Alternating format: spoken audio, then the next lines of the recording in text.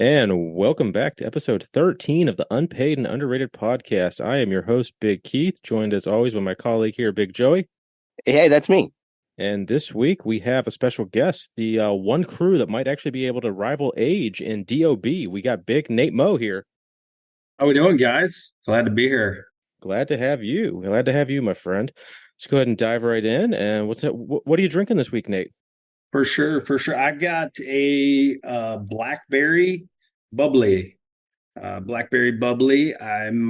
kind of along the lines with Big Joey. I'm not drinking right now, so I'm not much for the bubbly, but it is kind of growing on me. I've kind of done a little bit here, and so I'm gonna crack her open. Nice. I am limiting my drinking, but I am still drinking. We're on a journey to explore my relationship with alcohol, and so I'm still allowed to have a couple until I can totally eliminate it. Also trying to make weight for Friday, dehydrating myself a bit, so I'm having a Keats. Just want to clarify that. It's just one of those things that, like, for health reasons, just kind of looking at how much I have, and I was just like, yeah, we got to cut back on that, so we're doing that. Yep. I'm doing the same thing. I cut it out for right now, trying to lose some weight, and I've got a competition a week from now. Yeah, nice. That makes sense. Cool. I am having a Keats, but I got a whole bunch of non-alcoholic and sparkling water in my cooler this time. Here you go. I just got a can of cherry bubbly. It's a classic. It's a good one. Can't really go wrong with it. One might call it a banger. So I got a banger. It tastes like fuzzy medicine to me. It tastes like children's cough medicine. I like a cherry bubbly. It's like delicious. Coffee to me. It's I think it's starting to grow on me. I really didn't like it, but it's growing on me. Oh, cherry bubbly is delicious, but still tastes like children's cough medicine. I have been enjoying our what are we drinking segments, because for about the past month between Joey and I, one of us have essentially swore off drinking for that week, and then we were drinking the next week, and we just been flip flopping because I listened to a good bit of our episode this week, and Joey even says, like, well, as always, I'm the only one drinking, and I'm like, 3 weeks ago you said you were done drinking on the podcast and you didn't drink for like 2 weeks, and then the next week you're the only one drinking again, and I'm like, and I'm so I did enjoy that. If you came here for consistency, you're not going to find it. Well, I'm right there with you, because I was just in the brewery about an hour ago, so I had to shout out. I had to get a crowler for my wife, and Eponymous Brewing Company is my favorite, EBC, and so right here in Brookings. So I've got one right here, but not gonna partake tonight. Yeah, I'm good. I'll be limiting it. So I just, people are watching or listening, you're not going to know. But Nate joined us right before to help us fix some of our audio. Technical guy Nate, not this Nate. That's now it's just confusing. But even more confusing is both me and Keith are wearing the same shirt today, and then Nate jumped on to help us with our audio. By the way, if I sound different, I'm sick again. I have kids. Get over it. Keith also sounds better because he somehow fixed his audio, but we were all wearing the same shirt, all three of us, without knowing what was happening. We all jumped in wearing the Pilsner shirt. That's the 30 episode. You guys are just all into the we're so our cycles synced. Yeah, our cycles are synced, and like we're all just that group text has got us all in sync together. Thought that was pretty funny. I was like, I saw that Keith was wearing it. I'm like, that's funny. And then Nate jumped on. I was like, are you kidding me? Are you messing with me? Well, that's actually a shirt I don't have. So I never had it. I got it at the Lift Hard Live Easy. Yeah. Right? I made sure that I bought one. But you're wearing actually one of my favorite shirts. This is one of my favorite shirts too, and I'm I didn't think it was a real popular one. I like it. I've kind of come from a weightlifting background, so it's the Get a Grip shirt, and it's actually when I had Massonomics in the Wild, when the Big Dave saw me up in Minnesota over the 4th of July. I was wearing this shirt, Get a Grip. So yeah, I really like this one. So that's what I'm wearing. That's the one I wore to the big deadlift challenge here in Burlington. Okay. At Pure Muscle, I wore that one in particular, which I shouldn't have, because then people would assume I know how to deadlift. And I got that, and I got the lift shorts on too. So I don't know if you can see are that. those the 3.0 or the still? What is hanging out of your zipper there, sir? Oh, what are you looking at there? Are you looking at my meat? My meat stick? That's hysterical. Usually it's Keith that's staring at the meat. I thought Canadians didn't. I thought Canadians didn't do that. No, it's only if there's a catheter. Then then the Canadians look. Okay. Bunch of funny assholes on tonight, huh? No, I'm over here trying to do math to figure out how many votes we got, so it can. What are you, big math? No, we're not big math. And then I Come get on, what are you talking about? Kept picking on me over here. Hey, Big Joey. By the way, I like your beard. Thanks. I grew it myself. Yeah, it's all natural, all organic. You know what that's going to mean? That means we're gonna fight. You're trying to pick a fight with. We're fighting tonight. Them's fighting words. Down. We're fighting. Them's fighting words. I do. Go ahead. No, you go. I was just gonna say, what are you saying? What's up? Oh, I was just gonna say that Big Keith getting the first gray hair in his beard too. I think it's appropriate that you guys had me. You talked about that last week, and then here I am. And I've only I saw my first gray hair about 6 months ago. Oh wow! And look at me now. Look at me. I was in the bathroom today at Costco, and I just all white hair coming off this side. So I can't. Well, I'll be Santa Claus soon enough, like I said. Oh yeah, I'm working on it. So we got a big reveal going today. It looks like we're going to announce the draft episode winner. Yeah, let's do that. So everyone's from. Yeah, go ahead. I want to thank actually. Somebody in the Discord asked, "What are the hosts going to give a prize to the host?" Actually, this prize comes directly from Massonomics. Tanner himself said he would donate this prize, so this actually had nothing to do with us. So big thanks to our sponsor. I took that as them busting our balls, thinking that Massonomics was just gonna give Nate a prize essentially. And to everyone, to Nate's chagrin, Nate came in dead last. I don't know why. He had a decent, put his team wasn't too bad there. Everyone's was admirable and had some highs and lows, and it's all, it's all preference. But I think let's go ahead and pull the Band-Aid off. The winner of the bottle of Ale Ammonia, courtesy of the sister podcast, is our good friend Big Kevin. Big Kevin with let's see his run, and he got 35% of the votes. There were 49 votes, and he pulled in 35%. And we'll give Big Jeff honorable mention for second place. All he gets is just a round of applause. But nothing financial by any means. But he had about 25% of the, so he's about 10% behind Kevin. Kevin's winning episode put together was the so your best gauge of strength. Has Tommy seen it? A Q&A, Juggernaut AI for an ad. Juggernaut IE, love it. Yep, Juggernaut Internet Explorer. Maybe takes hours to load. I feel like I was recording on Internet Explorer before tonight, and since Nate finally fixed my audio. So yeah, that's Big Kevin's episode with Big Tate as the guest, Big Dave Tate as the guest. So. Congrats, Big Kevin. I'm sure we'll let you know, or Tanner will reach out to you. We'll figure that out, but we'll get you that ammonia out there. And congratulations. And if you guys like that episode, I'm not sure if Nate has time to put together another one in the next 6 months to a year at his discretion. But I thought it was pretty fun listening to an episode that was us, but not us. If in a completely different format. Yeah, that was awesome. I enjoyed that. That was good. Want to rate last week's episode, which was the top 40 episode, which heavily featured us, which was really fun.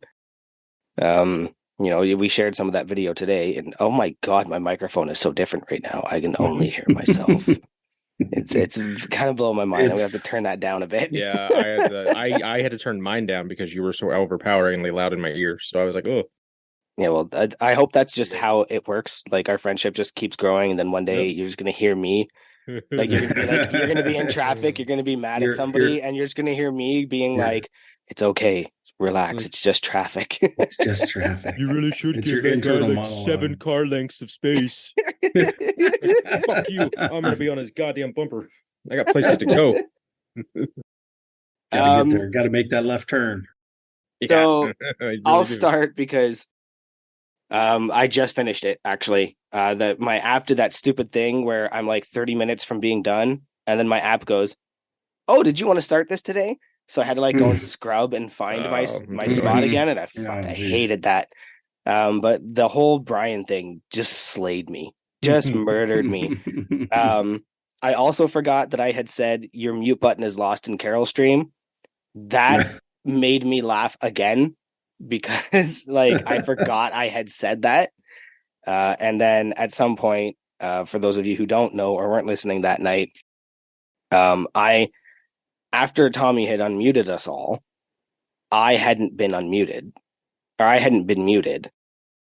So I sat there lying in wait. So at about, I think that was number 20. Mhm. And at about number 25 is when I realized I wasn't muted.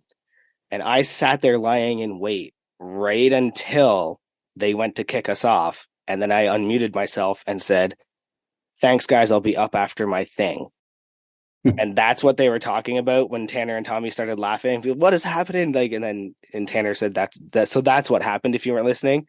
But it didn't come through on the recording. But I thought that the crew should know that that's what I did. I laid there in perfect wait, like Randy Orton the Viper, waiting for my moment to strike, and I hit him with a be up after my thing. So I'm going to give it 5 JD powers because it featured me and Scance and the rest of the crew.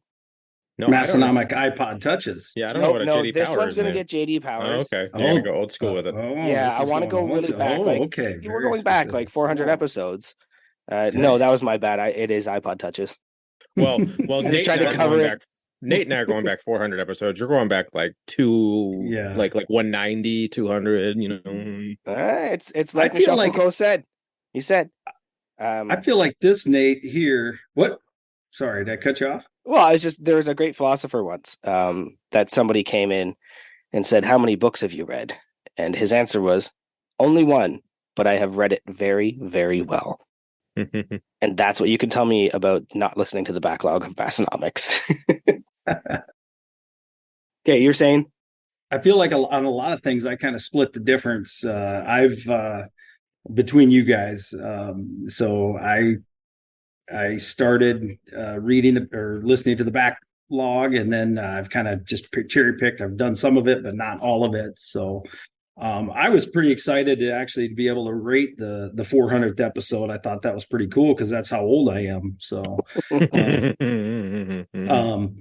going through the back catalog, because I've kind of pick and choose a little bit. I don't know all of the things, so I'm kind of between you, kind of Joey, like where you just didn't, Matt didn't exist before, and then Big Keith, I know some of them, so coming through, and I was kind of disappointed. I think they could have planned better back in 2014 at the Y when they were starting this all out. I thought they could have planned better where this 400th episode could have hit for the Crew Falls December to Remember event. So I was kind of disappointed. So and in that sense, I was going to rate it a little bit lower, but then they totally came back and redeemed themselves. Number 36, the May 2023, the Unpaid Underrated podcast. So I think I got to go 5 Massonomics Jim iPod touches.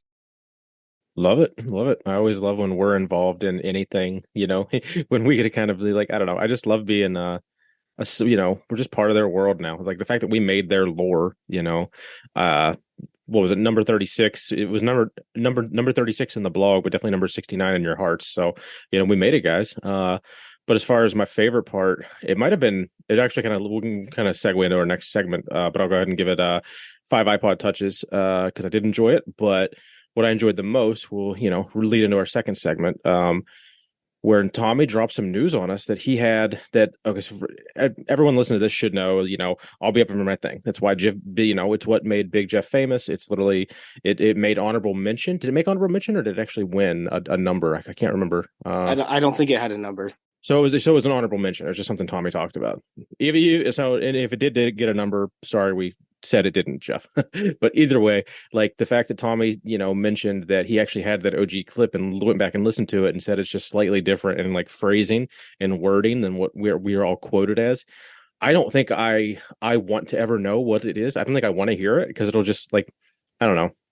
I don't think I want to know it. It's the whole like revealing, who's behind meme accounts and stuff. Like, I don't want to know. Yeah. I'm good. Just keep Yep. the surprise. Like, I enjoy, usually I'm not an ignorance is bliss kind of guy. I'm usually the opposite of that. But in this situation, it's Jeff will be up after his thing for here to eternity. Like, that's just what it is to me. I agree.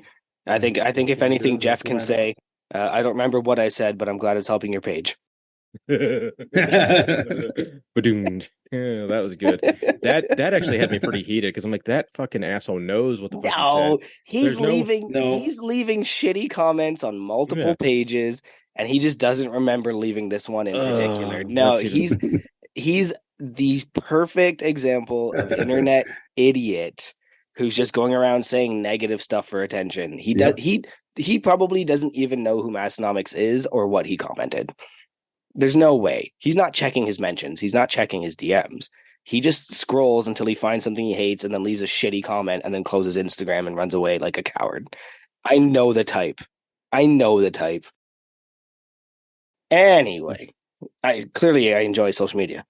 For sure. Well, you enjoy something enough to type it out here. I don't know what this last. I don't even know how to pronounce. Oh, try it. Wamageddon? Oh yeah, that's close. Wamageddon? I've talked about it in the Discord every year. So every December since I joined the Discord, I've talked about Whamageddon. Whamageddon. What Whamageddon is essentially, you go as long as you can without hearing "Last Christmas" by Wham. It starts December 1st and it ends December 25th. And when you hear it, you have to post on social media like "got whammed" #Whamageddon. Now, to me, it's utterly silly, and like you try and dodge it. Covers don't count, right? You can be wham-sassened where somebody like makes you listen to it on purpose. That's a dick move. Don't do that to other people. But it was just funny because I went to a local pharmacy, and as I was leaving, I was in there for about 10 minutes. I said, shit, I think I got whammed in there. I just couldn't remember. And I mentioned to my wife, I was like, I think I just got whammed. And she's like, well, I don't think it counts. And then I mentioned it in the Discord and nobody seemed to know what I was talking about. So yeah, I don't. This is the kickoff of Whamageddon for the Discord. You go as long as you can without hearing that song. I think that there's like some weird BS where people are like, they have a problem with the game because they think our problem with it is George Michael being gay. And it's like, no, it's just a random song we picked to try and avoid. Like it has nothing to do with anything else. So don't let that shit bother you. We are playing Whamageddon. If you hear it, post on the Discord, post on Instagram, tag me, tag Underpaid and Underrated. Just let us know when you finally get whammed. So at least it's not Brian just showed up. I'm going to say $5. That's Brian. I don't know what that. I don't know if I've heard that song. I'm trying to think. So Same. I was just looking up on Spotify, and I'm like, yeah. Don't wham yourself. You can't do that because then you're whamming yourself. Yeah, I know. So how do I know when I got? Well, if Joey just sings Christmas, I gave you my heart. Okay. That's a dick move. You just. No, I'm not George Michael. You're a cover. Okay. Yeah, okay. I'm not whamming you. Okay, I got you. That's right. It's got to be. But that's the song. Yeah. It's Okay. just one of those things too that like when you're out shopping, you don't hear Christmas music, right? Because it's all just in the background. Yeah. But now that you're consciously aware of it, you'll be one of those like, is it? Am I getting it? Is it me? It's a really fun thing. Me and my wife have been doing now for about 5 years. I think I learned something new about Canada and Joey and all that every year. Not that this is eccentric to Canada, but I've never heard this fucking. I don't know. Is George Michael Canadian? No, he's British, mate. What's your record then on going? I actually 1 year went without it. I once went an entire month without hearing that song. But usually like nobody really goes past the second week. Like cuz you're out shopping for your wife and kids and you're out or whatever. Like almost nobody goes that. I don't traditionally like Christmas music. So it's not like I'm just playing random playlists or anything like that. Sure. So it's not like I'm going to get it in the car or at home. But when I'm out shopping, I usually. So we should have Nate just input, a 10-second clip of the song somewhere in the podcast and just get everybody. Wow. It's like Genghis Khan, Nero, and Keith right now. I can dig it. Yeah. I'm just amazed that for anyone, I hope I sound better in your ears. Nate, I think does a really good job making my audio not sound like shit, but I think he actually like run me through like 4 different programs to get it to sound not like I'm in a fucking tin can in the next room. But tonight he was like, actually go into the Zoom settings and verify that your microphone is actually the one that's clicked as the audio input. And sure enough, it was not the microphone I'm using. It was a different mic. So I want to say for 30 plus episodes, I have just been talking into a microphone and it's not been doing shit. And it's just been picking it up on the laptop mic. So that's been fucking fun. Yeah, that was a placeholder microphone for you. A very expensive piece of prop. Oh, I'm so annoyed. And then he comes in and he goes, Joey, just tilt yours up like 3 degrees. And now I sound like this to everybody. Yeah.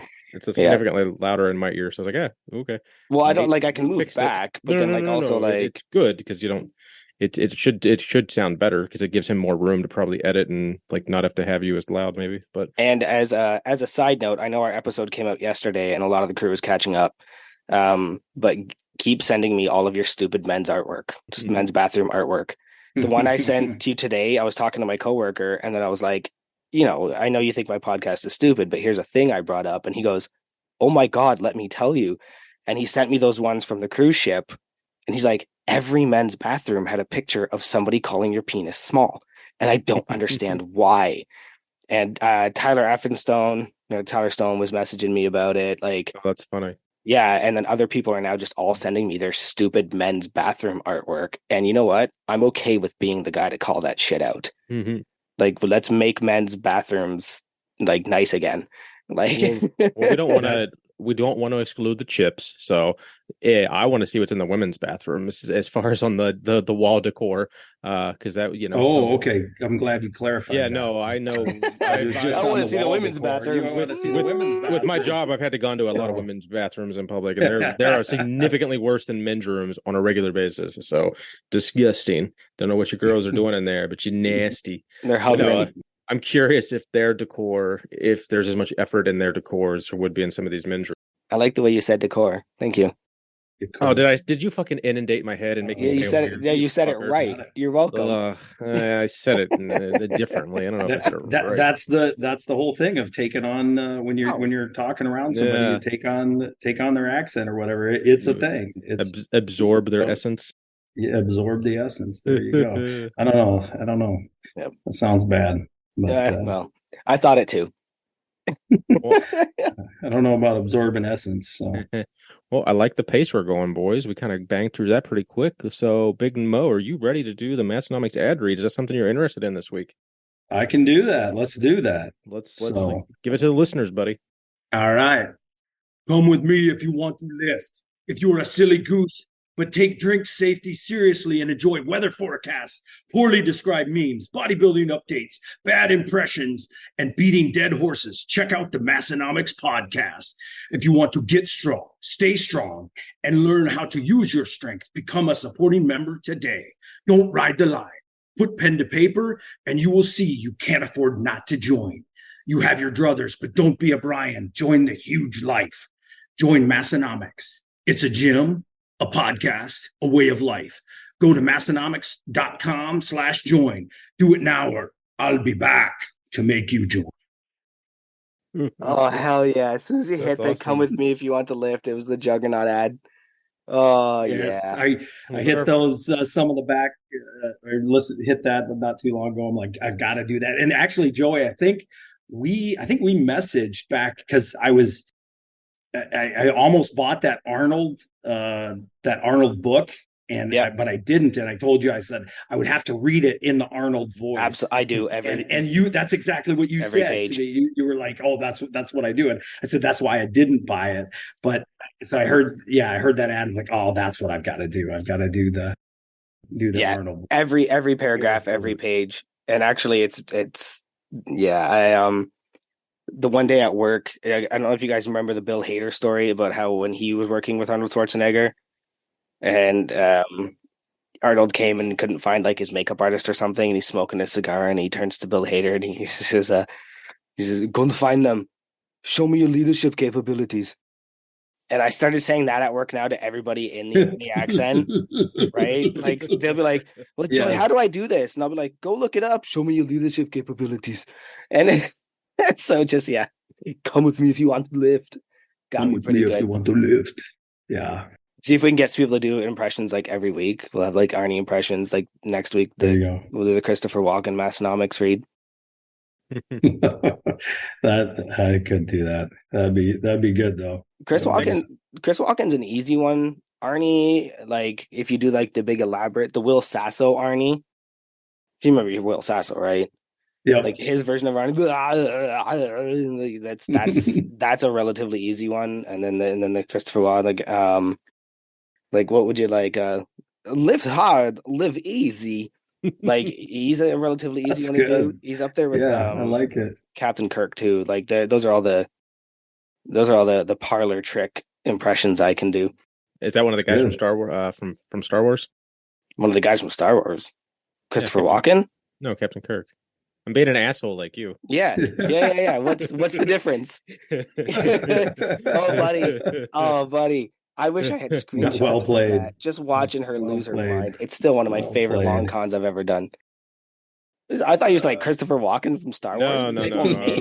I was picking on you. That took me. That was good. That was good. Yeah, it took me a minute.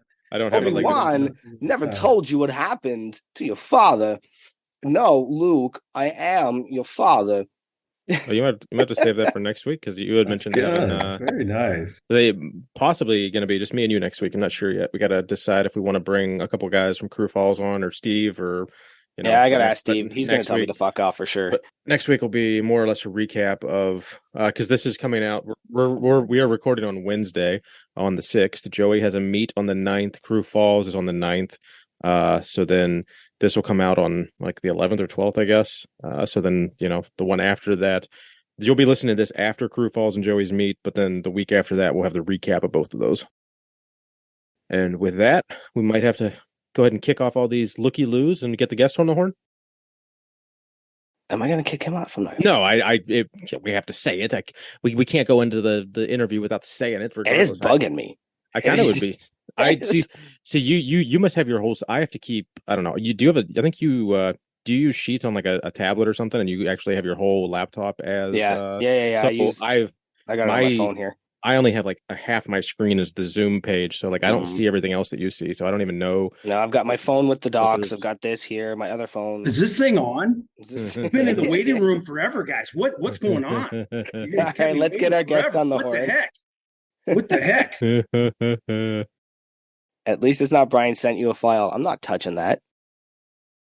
All right, Big Nate, is that you? Big Nate Moe. It's me. You've had me in the waiting room forever. Oh, Jesus. I'm really getting pissed. I feel like Keith in traffic. Oh, sorry, Big Keith in traffic.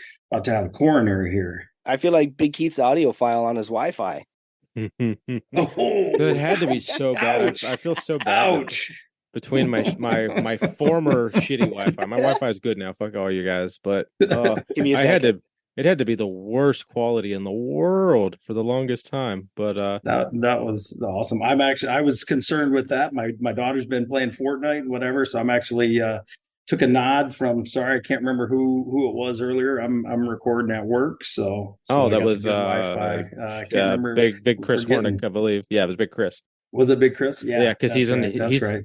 Because he is a little farther west too, so he was even in a different time zone. So for him, it was only 6:30 when we recorded, I believe. Because you guys are an hour, you're an hour behind us, and he should be 2 hours behind us. Yep, we're Central, and he's in Mountain Time. Yeah. Still in the same state. Yep, so I think he probably left from work at like 6 a.m. that day or whatever, and didn't get home till like 9 p.m. or something. Because that was one of our first I think at the time that might have been a PR length or right up there. But that was up there. It was good. Big Nate, do you want to go ahead and let everyone know who you are, where to find you? Do you wish we'd be calling you Nathan, Nate Moe? What is your name and what do you want to be called, buddy? So I usually go by Nate, but Big Moe Strength in the Discord, Moe Strength 50 on the Instagram. Big Nate, Big Moe, whatever. So yeah. I dig it. I think you might be are you the third Big Nate we've had on the podcast, or has there been a fourth one in there? I can't remember. Well, when you got the technical guy, Yeah, and then then we got Jack big Nate. Jack Nate, Yeah. and then so yeah, I'd be the third. All So right.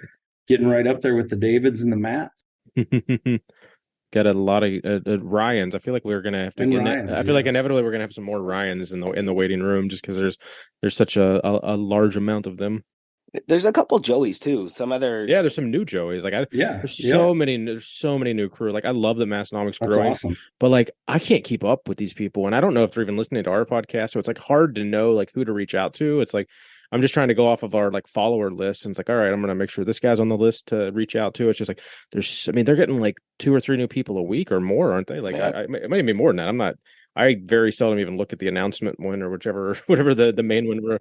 I'm just like, oh, a new person. Okay. The important thing to know is it's not your job. That's Tanner's job. True. Tanner can keep up with all the new people. We'll just keep putting it out there. Hey, we're looking for crew. Yeah. That's good. It's growing. This is growing. It's awesome. So yeah. So Nate, you see where you know we're all living in the present. We all know what Massonomics is now. You know, we all know how we got here, but why don't you tell us how you got here? Yeah, so I've got my origin story is I remember the moment that I heard about Massonomics. It was in the spring, summer of 2020.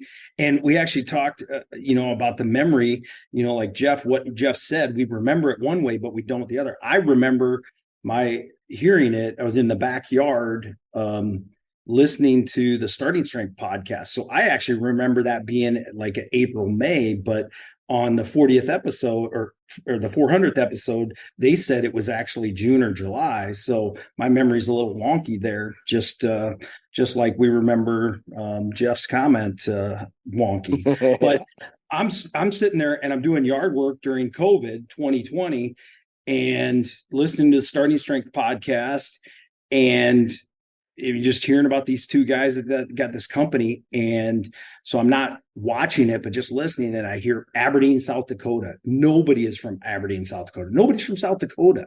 We have 4 cows for every person that lives in South Dakota. So I was just flabbergasted. So that's where I first heard about it. And I investigated a little bit. I listened to a few episodes, but I was still working in college athletics, and you're just so engrossed in that. I didn't really get into it.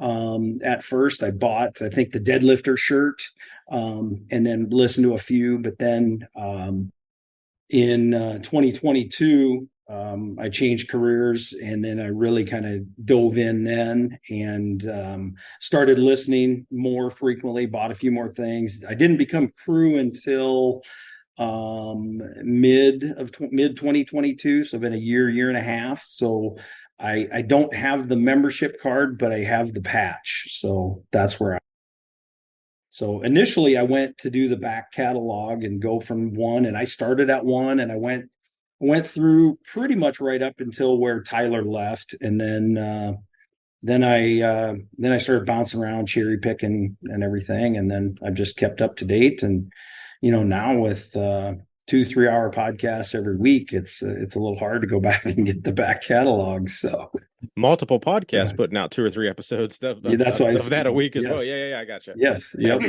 we're working on that. We're gonna put a timer up. This Jagger thing is gonna become a timer. Just cut it off. And we got into the interview within a half hour. We haven't done that in a while, so I'm pretty stoked that we might be able to keep this under 2 hours. Hey, I'll keep it going for you.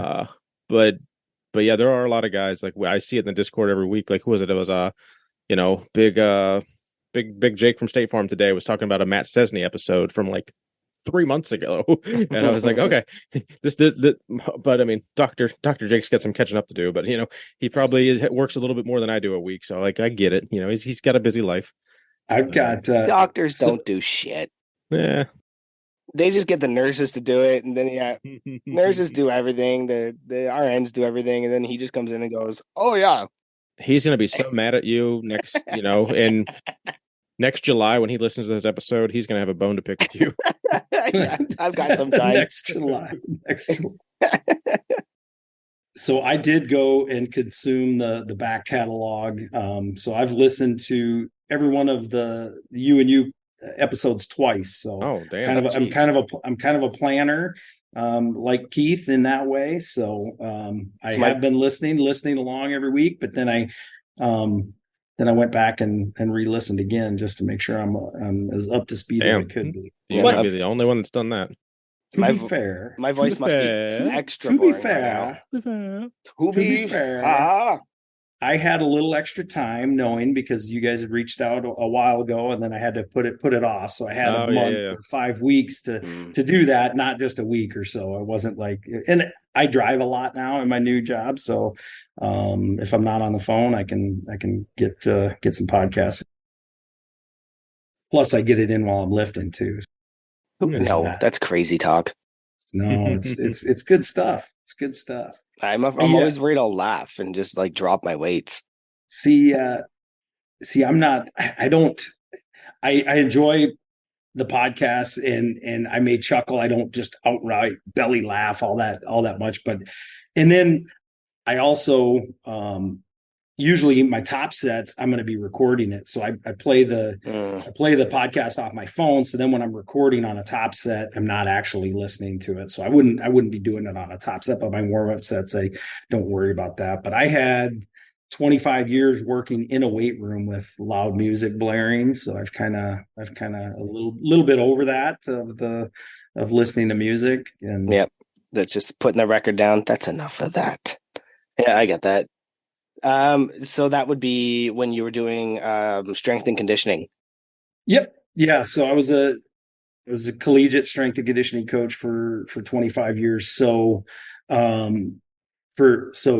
Jake, you guys interviewed here a month or 6 weeks ago.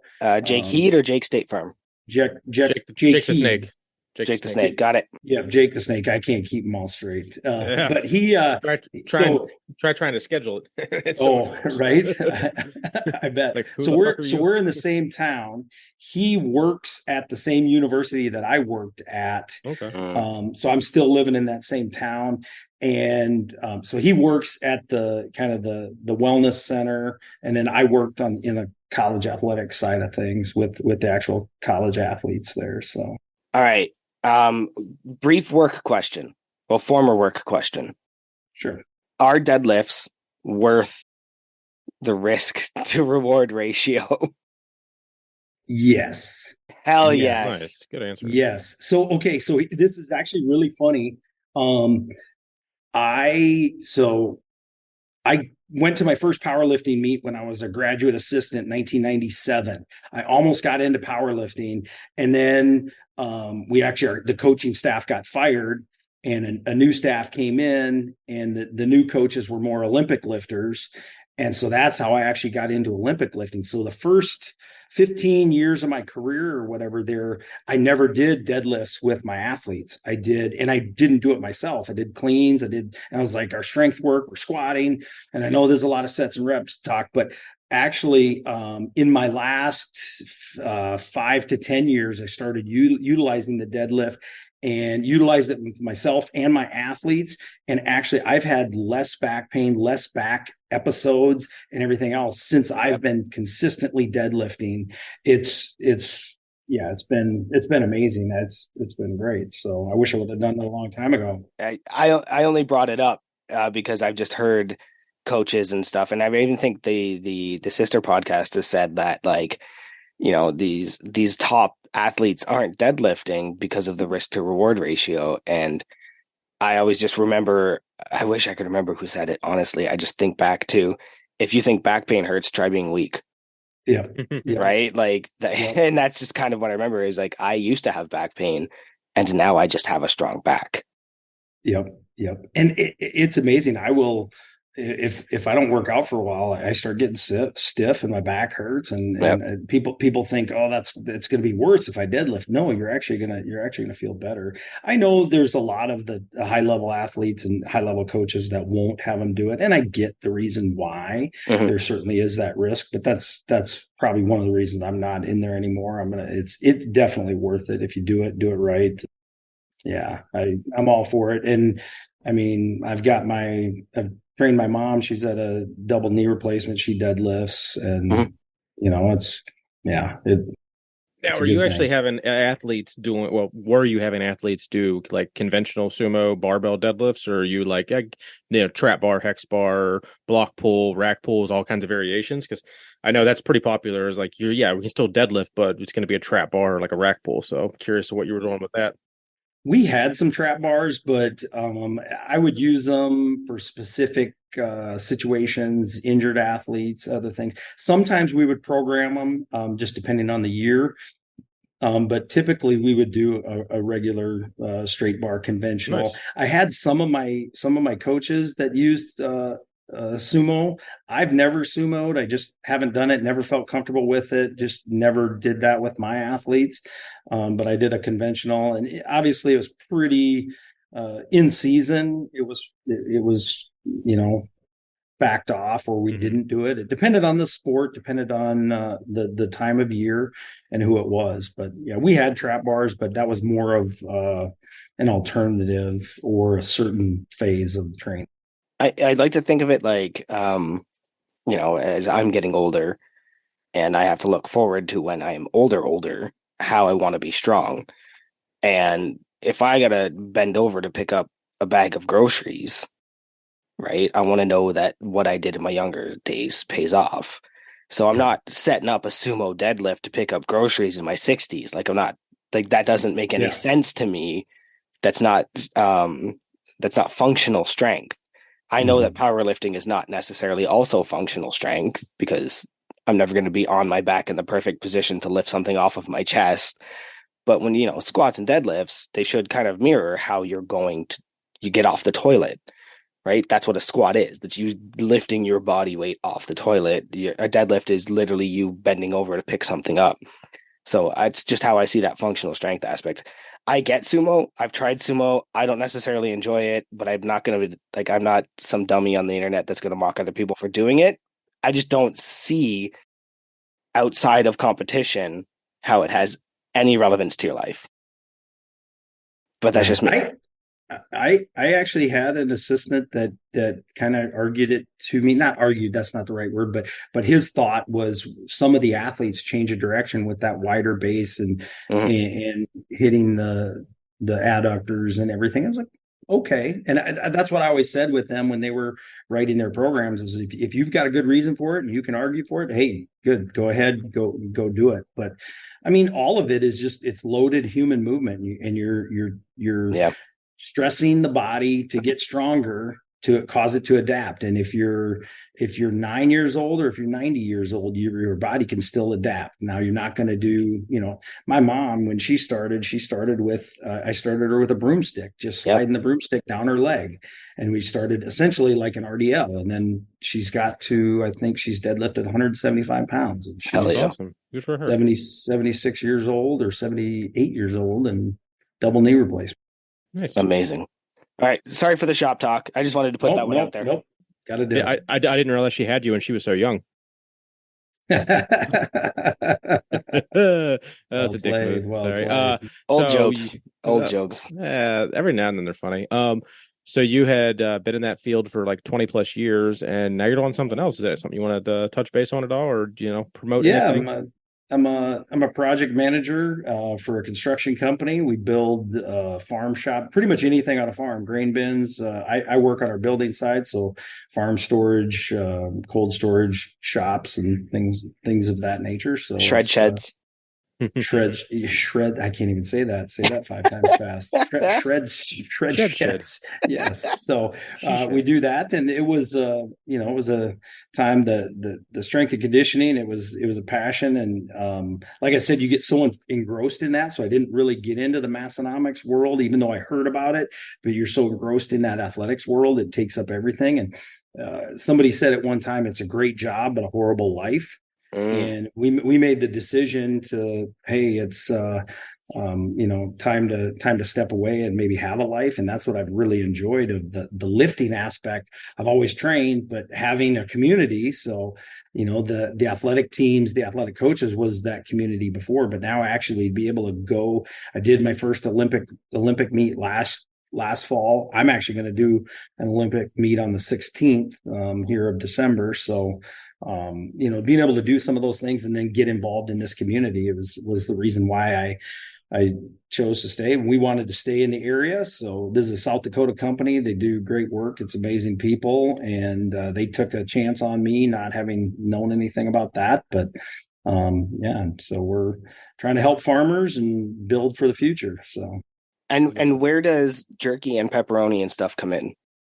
So the jerky, in my world as a strength and conditioning coach, I got involved with the South Dakota Beef Industry Council, and they wanted to start a program. So, and they were already working with high schools, and they wanted to work with the colleges. So that's how I met the Beef Council, and they started providing educational opportunities, and then different meals, jerky, and things like that for the athletes.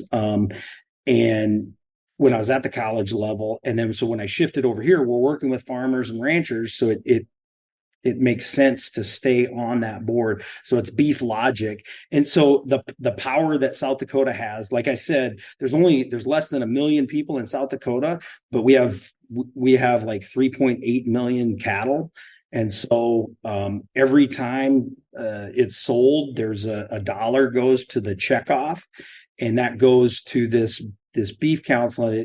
They can do one of three things. They can use it for research, for education, or promotion of beef and in the beef industry.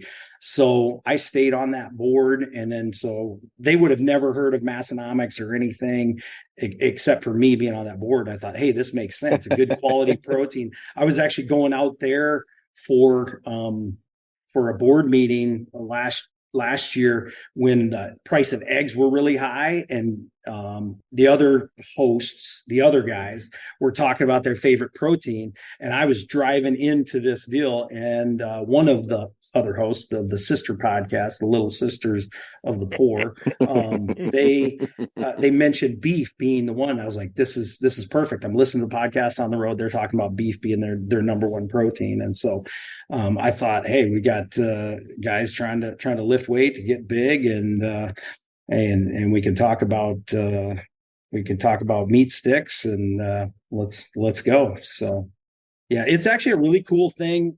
Just give me a little bit more. I don't want to push us into too long, but out here in South Dakota, you can have high schools that could drive 3, 4, 5 hours just to play a high school football game. So it started where they will sponsor a meal for both of the teams. So the home team will provide either pregame or postgame meal for both of the teams, because they can be in the middle of nowhere and travel 4 hours, and there's no place to really feed the team after the football game on a Friday night, because there's a lot of small towns. And so that's where it started at the high school level. We pushed it to the college, and it's actually led to it's being launched as a national program. So that's awesome. I remember you talking about that in Aberdeen at the Live for Live Easy. You were very passionate about it, and I was like, oh, that makes sense. Like, I remember being on a fucking bus for a couple hours getting back from some of our away games and stuff. And I'm like, I would have been cool to get some free jerky.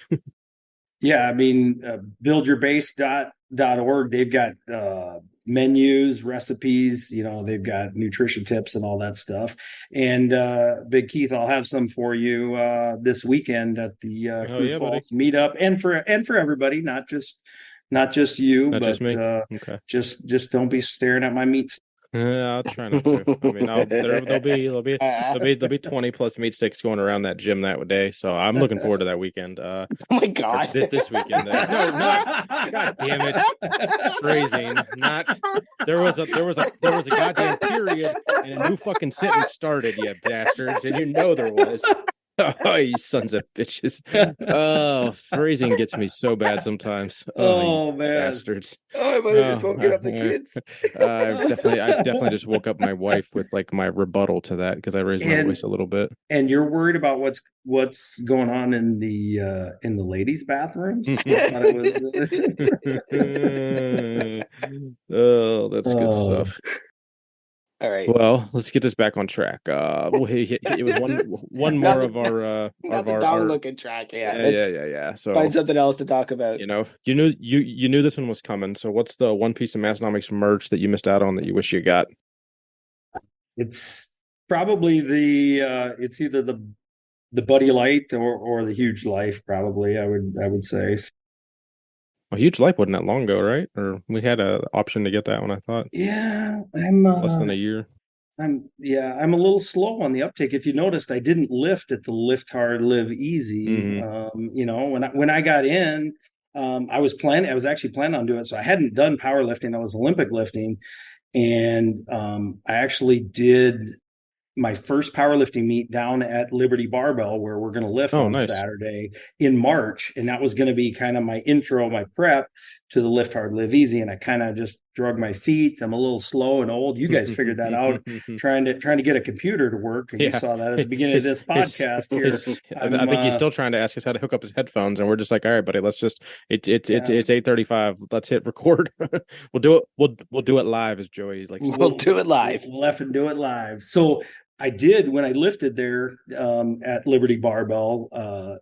Larry the Legend was there, and I think I rival him in my computer and technical.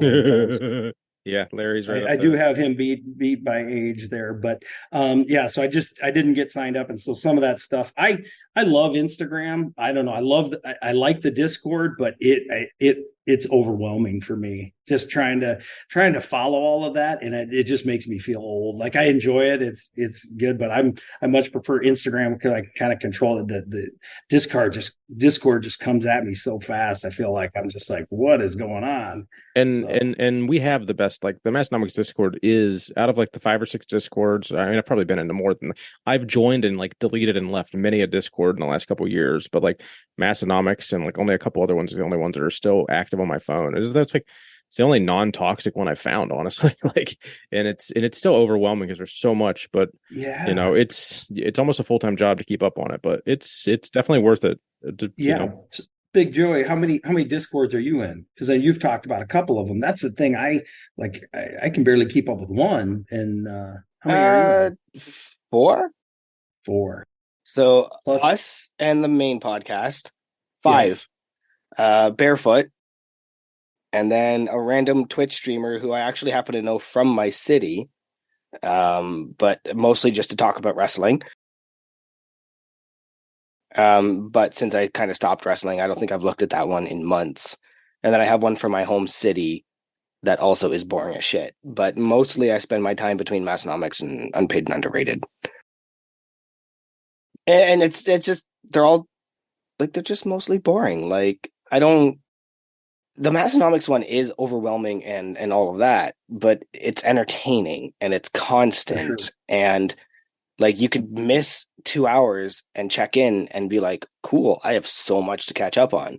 Whereas these other ones, like the one of the random Twitch streamer, there's dozens and dozens of channels. And I mean dozens. Like, we've got 10 in Massonomics?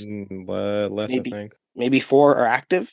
Yeah. And this one has all of them and they're active all the time. And it's just people talking about stuff I don't understand or care about. So I don't check in on that one. So I would say it's not, you just have to let time management not manage you. So I just kind of like look at the rest of them. Yeah. Okay. I don't care. The Unpaid and Underrated one, sometimes like it's not that frequently updated. So I really only am in one full time. And the Barefoot one, I like what they're trying to do, but it's mostly just people asking questions about their shoes. So I don't really have much input on other people's shoes.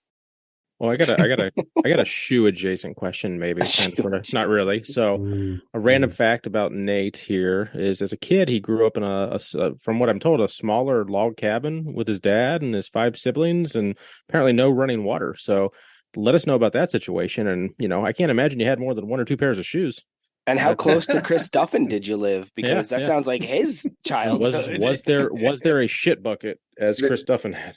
There was an outhouse, and there was probably a porta potty. I don't know if there was a shit bucket. There were no. I don't think there were any child pedophile Oh rings yeah, or Jesus drug Christ. use I forgot about that. or anything like that. Child trafficking. I know I look like I'm 250 years old and grew up in a log cabin, but I did in northern Minnesota. Actually, not my five. I have five siblings, but I'm the third. There was only, I guess, three of us. There was three of us that lived there, so I was about four when we moved. And the interesting thing, we went from log cabin that my dad built himself, dug the well, dynamited the driveway, living in the woods in northern Minnesota. We moved to St. Louis. Oh wow, it's a big move. So went from it's like a legit big city. big trees to the big city. Yeah. No, you were you in a suburb or anything, or you guys were like straight up like downtown, like concrete everywhere, like no grass? There was some grass there. My dad was in seminary, so there was some grass there, but we lived in a couple different places. The 3 years we were there, the one was above a laundromat, and it was concrete and tar, and in the city. It's definitely a big move. Quite have you ever seen Big City Greens, the kids show on Nickelodeon? All right. Yeah, it's pretty much about what you're describing. They move from the farm to the city, and the kid can't adapt. He's always running around in his bare feet. So we went from log cabin, middle of the woods, to St. Louis. We were there 2 years. Then you had to go on. We went on Vicarage. We went and moved to Nebraska. We lived in a town of 70 people. No paved roads in this town. 2 bars though. There's 2 bars. That sounds wonderful. Then we're back to St. Louis, and then went back to Minnesota. So the town of 500. Then I lived in Houston. So I've run the gamut of the cities. What do you prefer? Actually, so I'm in Brookings, which is about 25,000. It gets up probably over 30 with the students and everything. I always thought Sioux Falls would be a great size city. But I've raised my kids here. I love it. We're 50 miles north of Crew Falls, sorry. And we can get there with 80-mile-an-hour speed limits. We can get there, but to me, this is a little bit smaller than I would like. I like Crew Falls. It's how big is Sioux Falls compared to Brookings? 200,000. Oh shit! Okay, so like roughly, 10 times. it's probably 8 to 10 times the surrounding area. I mean, you think about that. There's a quarter of the state's population is in Crew Falls. How big is Aberdeen in comparison to all that? Aberdeen would be similar to Brookings, probably 20,000, something like that. I'm not entirely sure, but so I'm going to see a different side of South Dakota this weekend, then, huh? Yes. Gotcha. And I mean, you're in New York, you're used to some weather, but you're not going to see South Dakota in December, because we're going to get 60 degrees tomorrow. So it's going to be very unusual for December. Yeah, me not having to pack 17 hoodies and a jacket and the fucking gloves will be nice. Not babysitting, no jacket. The hoodie is the jacket. You don't need to babysit that. So I've always liked the idea of smaller towns. I grew up for the first probably 35 years in the city, right? And, I was known in the city. My wife used to call me a socialite. I'd be at all the charity events, right? I'd be at this event, that event. And then when we moved up here, I was just like, I never want to do that again. And it's like the bar I go to is like the Legion in the town that has less than like 1,000 people. And it's like, that's my favorite place to be now. So it's just funny that, nice. I've been on both sides of it, all ends. And I'm just like, now I just want to just be left alone as much as possible. But then, of course, I find myself, well, if it's a Legion, I want to be involved. I want to help, raise money and blah, blah, blah, blah, blah, because it's just, that's the old me coming out of it. Yeah. That's just why I asked which one you prefer there, because, having seen it all, I think I agree with you. I think mid-range, mid-level towns are probably better. I want a Target and a Walmart, but I also like want to be left alone.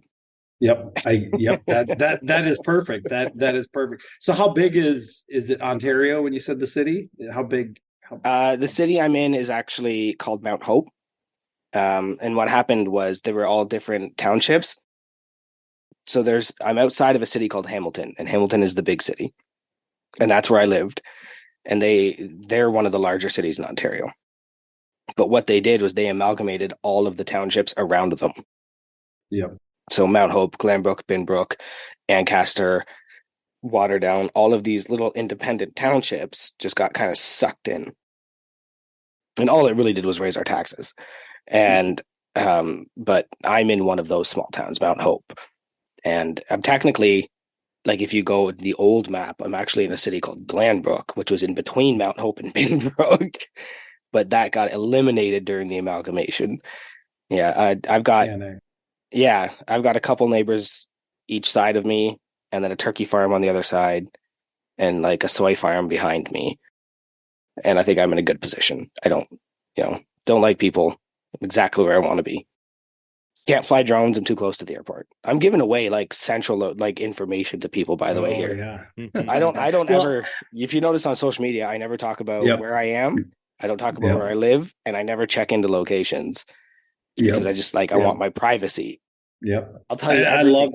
Go ahead.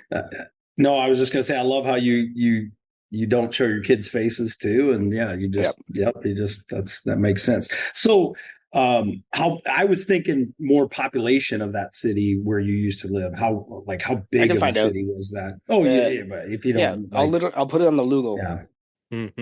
Yeah. So Liberty Barbell is kind of southwest Sioux Falls, where we're going to be, Crew Falls, where we're going to be, and the southern part down to Harrisburg is where it's really growing there, and you can have farmland right there, and then all of a sudden there's just houses and everything, and so like we're right on the edge there. You kind of get that interesting mix. Should I be worried about the gang wars between the two hospitals? Was it the east? Was it the east and the west, or the north and the south? I can't remember, but there was definitely east west. It's well, I told one of the other little sisters of the poor that we should have done a blue crew and a green crew, Team Sanford, team for the Crew Falls meetup. But I don't think we planned ahead of time and just handed those up. I found the information. So Hamilton has a population of 781,000. Okay. And the current township I live in has 3,500. Okay. So very different. So so Crew Falls is the big city in South Dakota, and Hamilton's is almost 4 times as large. So they talk about that before. I think they've mentioned Brookings before. There's the one restaurant in Brookings they like. They stopped at Taco Bell here. They stopped at Taco Bell here. They both went twice in the same week without getting together or some shit. I was like, really? I got a kick out of that. Let me know. So, well, speaking of fast foods, did Arby's play a role in your youth gaining some muscle mass? Was Arby's a contributor? Specifically the 5 for 5. The 5 for 5 at Arby's. So, gosh, so what I remember the McDonald's. I would get just the hamburgers. I'm sure the roast beef. One of your buddies just mentioned, did that well. Yeah. Let's see, to paraphrase, to gain weight, he would go to Arby's, get get 5 roast beef sandwiches for $5 and hammer back all of them. So that made a memorable, that one of your friends that texted me wanted to have us mention that basically. Yeah, I remember getting like 8 of the hamburgers at McDonald's and whatever else. Yeah, I remember packing my lunch in school, and it would just be in the whole the baggie from the loaf of bread. It just sandwiches just in there, 6 or 8 sandwiches. Yeah. Have you ever seen Arby's how they shave the roast beef? Have you ever seen the roast beef how it shows up? Have I told you guys this story about how the one time we kind of had caught a glimpse of it? I don't think so. All right. So back in the day with me and a couple of my buddies in our old partying days, We went over to the Arby's near the mall. There used to be a dirt mall in the middle of Hamilton, and we would go there and we would just order some Arby's, and then we would just sit in the food court and just like play chess or cards, and just like that's how we as teenagers weren't like rowdy. That was just what we did. And the roast beef, if you've ever seen it, is a giant compressed roast beef. So it's not real roast beef, right? It's pureed meat, squished, and then shaved. And my one friend probably had been drinking. I think we all might have been. And we saw them shaving it. And I pulled him over and I said, buddy, look at the size of that potato. But keep in mind, this thing's like the size of a toddler, right? On this big thing. I said, look at the size of this potato. He's going, his mind was blown. He said, that's the biggest potato I've ever seen. And so the girl, we all knew it was the roast beef, except he didn't. And the girl behind the counter looks at him and goes, that's the roast beef, man. There's no such thing as a potato that big. And he felt so stupid. I bet there is. 2 years later, we go back to that Arby. Okay. New staff. There's no way it's all the same people. And I go, hey, buddy, remember that time we told you that was the potato? The girl behind the counter goes, that was you guys? I mean, that story had lived and been passed down over and over Some and over. dipshit thought this For was a generations potato. of staff. I've That's, They've heard just the been story. passing There's a down. guy that thought it was a potato. Yeah. that's good. Some idiot. But no, honestly, it's a big, giant pureed. It's the same way they make chicken nuggets, right? They just puree chickens and then compress them into nuggets. Tasty. It is, actually. I'm not going to complain about no compressed meat. I like some good. Give me some Chick-fil-A chicken nuggets any day. I'll take those. Oh, I thought you were gonna say you like compressed meat as well. I thought he was going to say it too, and I was like, "There's no way he's not giving me two in one episode." Yes, I thought it was coming. Stink. Oh, you I bastards. thought it was coming. So I want to hear about a little funny or embarrassing fact and story here. We got it's Big Nate. Are you a notorious sleepwalker? And were you kind of the butt of the joke sometimes? Well, you wouldn't know it, but at least your buddy specifically said that half the goal was to wait for you to fall asleep and see what kind of mischief your sleepwalking self would get into. Oh yeah, for sure. I've always been a sleepwalker. I remember as a kid, long before I was drinking, waking up on the kitchen floor, having sleptwalk. But as an adult, yes, when I've been drinking heavily, and back in my our partying days, there were some times I actually, I've tried to go to the bathroom in a closet before. I did that once. Go I off think everyone's of done that once.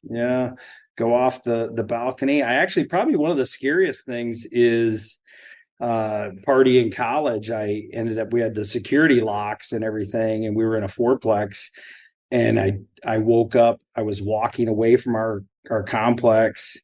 And it was the middle of winter. I don't know how many degrees below zero. And I'm sure it was the cold that woke me up and startled me out of it. I went back and I'm locked out and I'm just pounding. Everybody else is passed out. And, I obviously I don't remember, the sleepwalking, but yeah, they usually would try and see what they could do. See what antics I would do when I was, 3 sheets to the wind, but I could never open the tomato cage. We're still on that damn. We're potato. still on the potato. Goddamn potato. Do you know about the tomato cage? I don't, but this is the second week we've talked about tomatoes. But now I don't know what a tomato cage. The tomato cage. You'll have to Google it. The lady sleepwalking and she's trying to open the tomato cage. Or what about is my purse in the oven? My purse in the oven. Well, that would be from a Will Ferrell movie that Keith clearly isn't going to watch.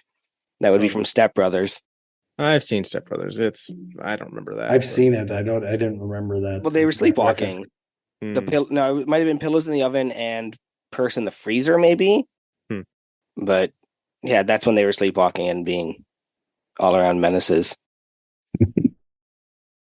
Anyway, well, I want to. So I'm going to switch it up a little bit. We've added an additional affiliate link for you guys. So we're not doing 3 in a row. I'm going to go ahead and hit you with a quick little ad read here real quick. So we've got a new affiliate sponsor that we work with right now, Plate Snacks, code unpaid. So if you guys are interested in that, go ahead and hit them up.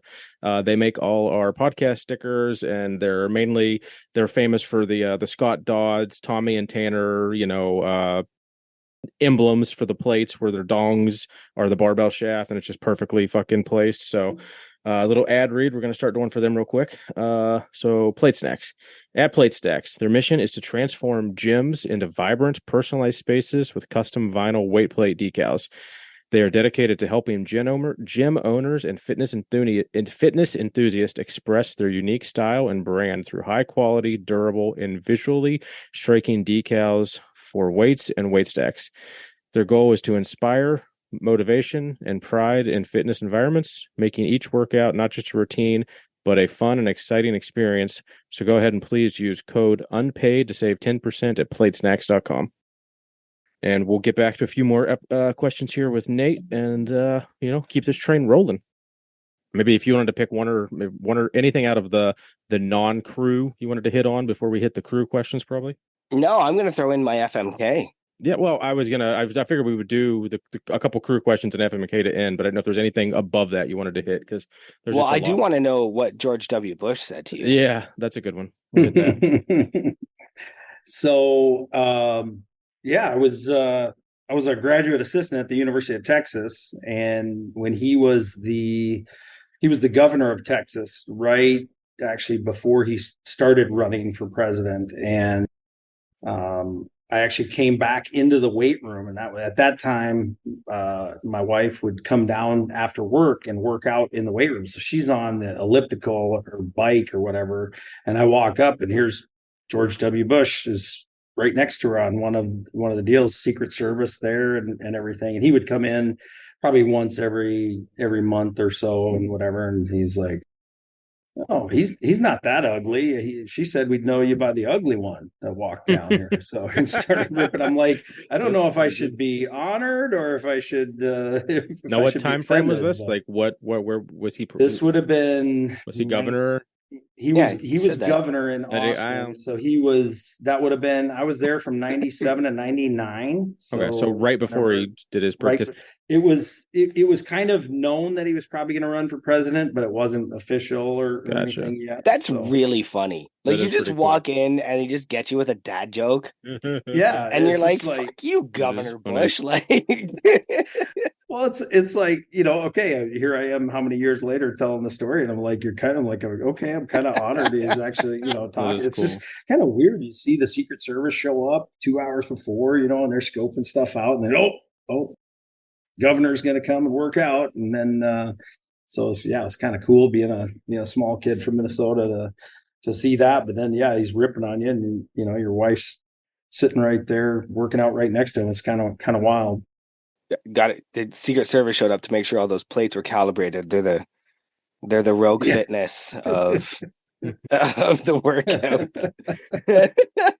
All right. I think there was a story where at one point there was an athlete in there throwing a medicine ball, and it actually missed the pillar that they were throwing it on, and it went towards the governor.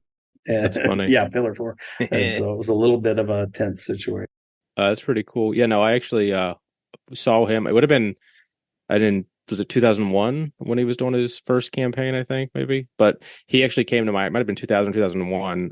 He actually was at my high school football game and did like a very brief, like I think it was in a pregame, just like walked on the field, gave like a 30-second speech and walked off. But it was cool. Like, no, definitely Secret Service. He was president during 2001, Keith.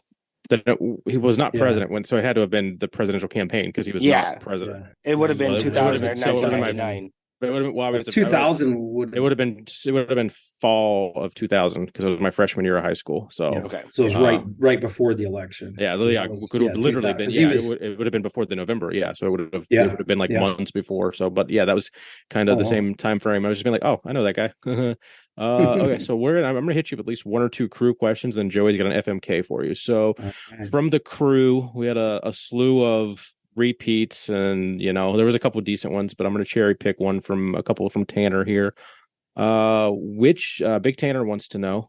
He's he's Big Tanner. If you're not familiar, he's a big fan of the Unpaid and Underrated podcast. He's always giving us information and very active in our DMs. So, he wanted to know which university in South Dakota has the best gym facility.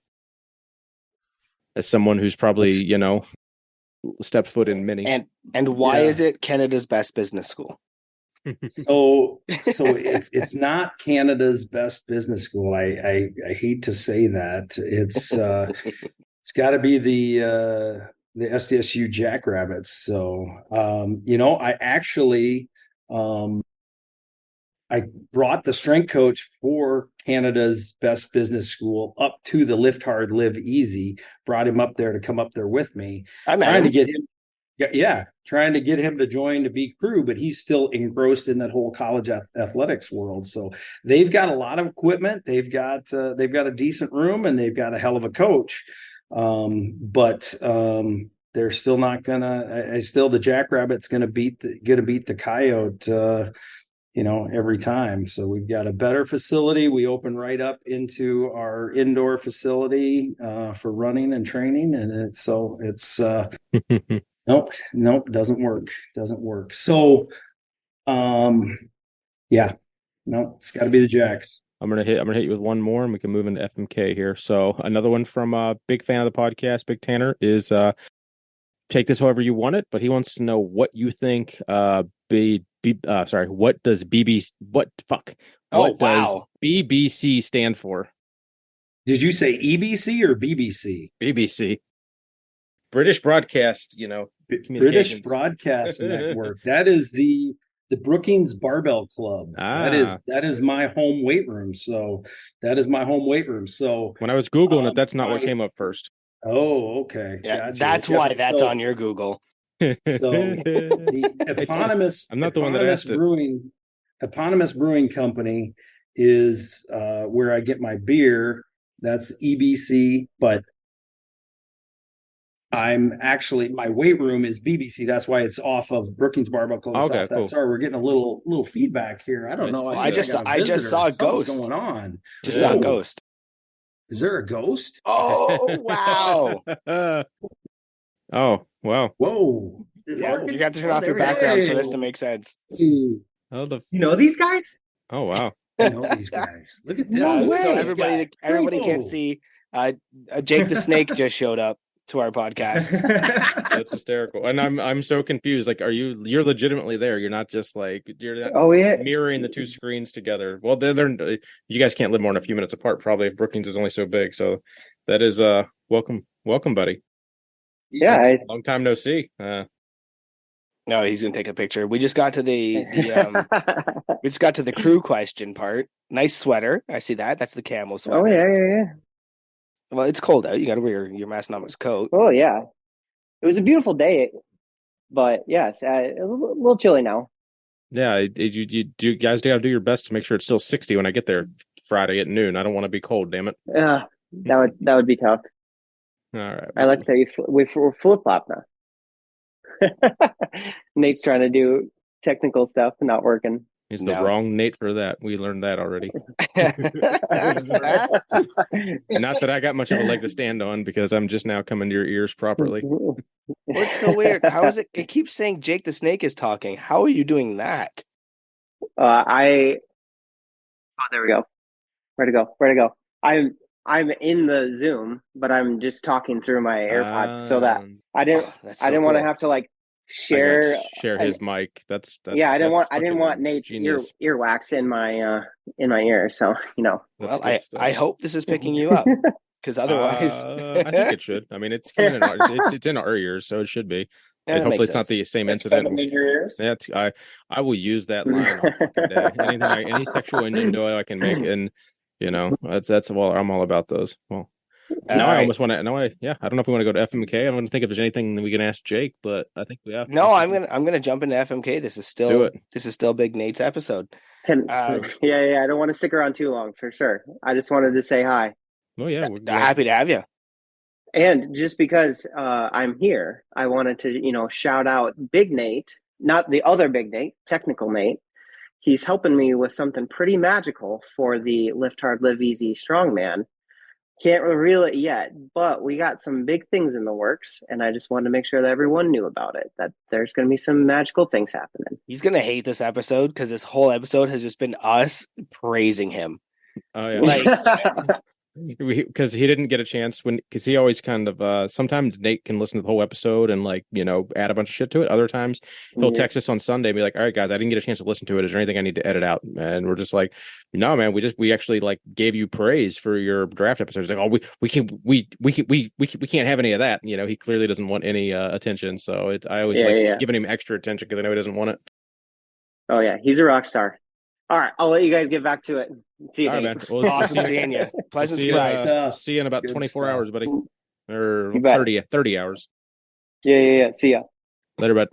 Good deal. That's awesome. That was a neat surprise. Yeah, that's a good cameo. We never really got tricked like that before. That was cool. No, we usually do the tricking. What made it extra confusing? Did we talk about we know we talked about it in pregame, but I don't know since we hit record. Big Nate's background is, literally as I go to say it, he fucking gets rid of it. But Big Nate's background the entire episode was,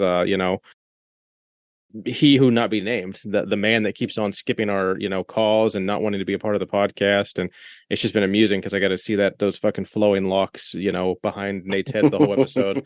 So then to have Jake walk in and be like, I'm like, okay, did he do something with the background again? But no, Jake's actively talking. I'm so confused. So that was I love it. I was working on that one. I wanted to get him in here. I didn't know if we could get it to work out. I was going to try and get rid of my back.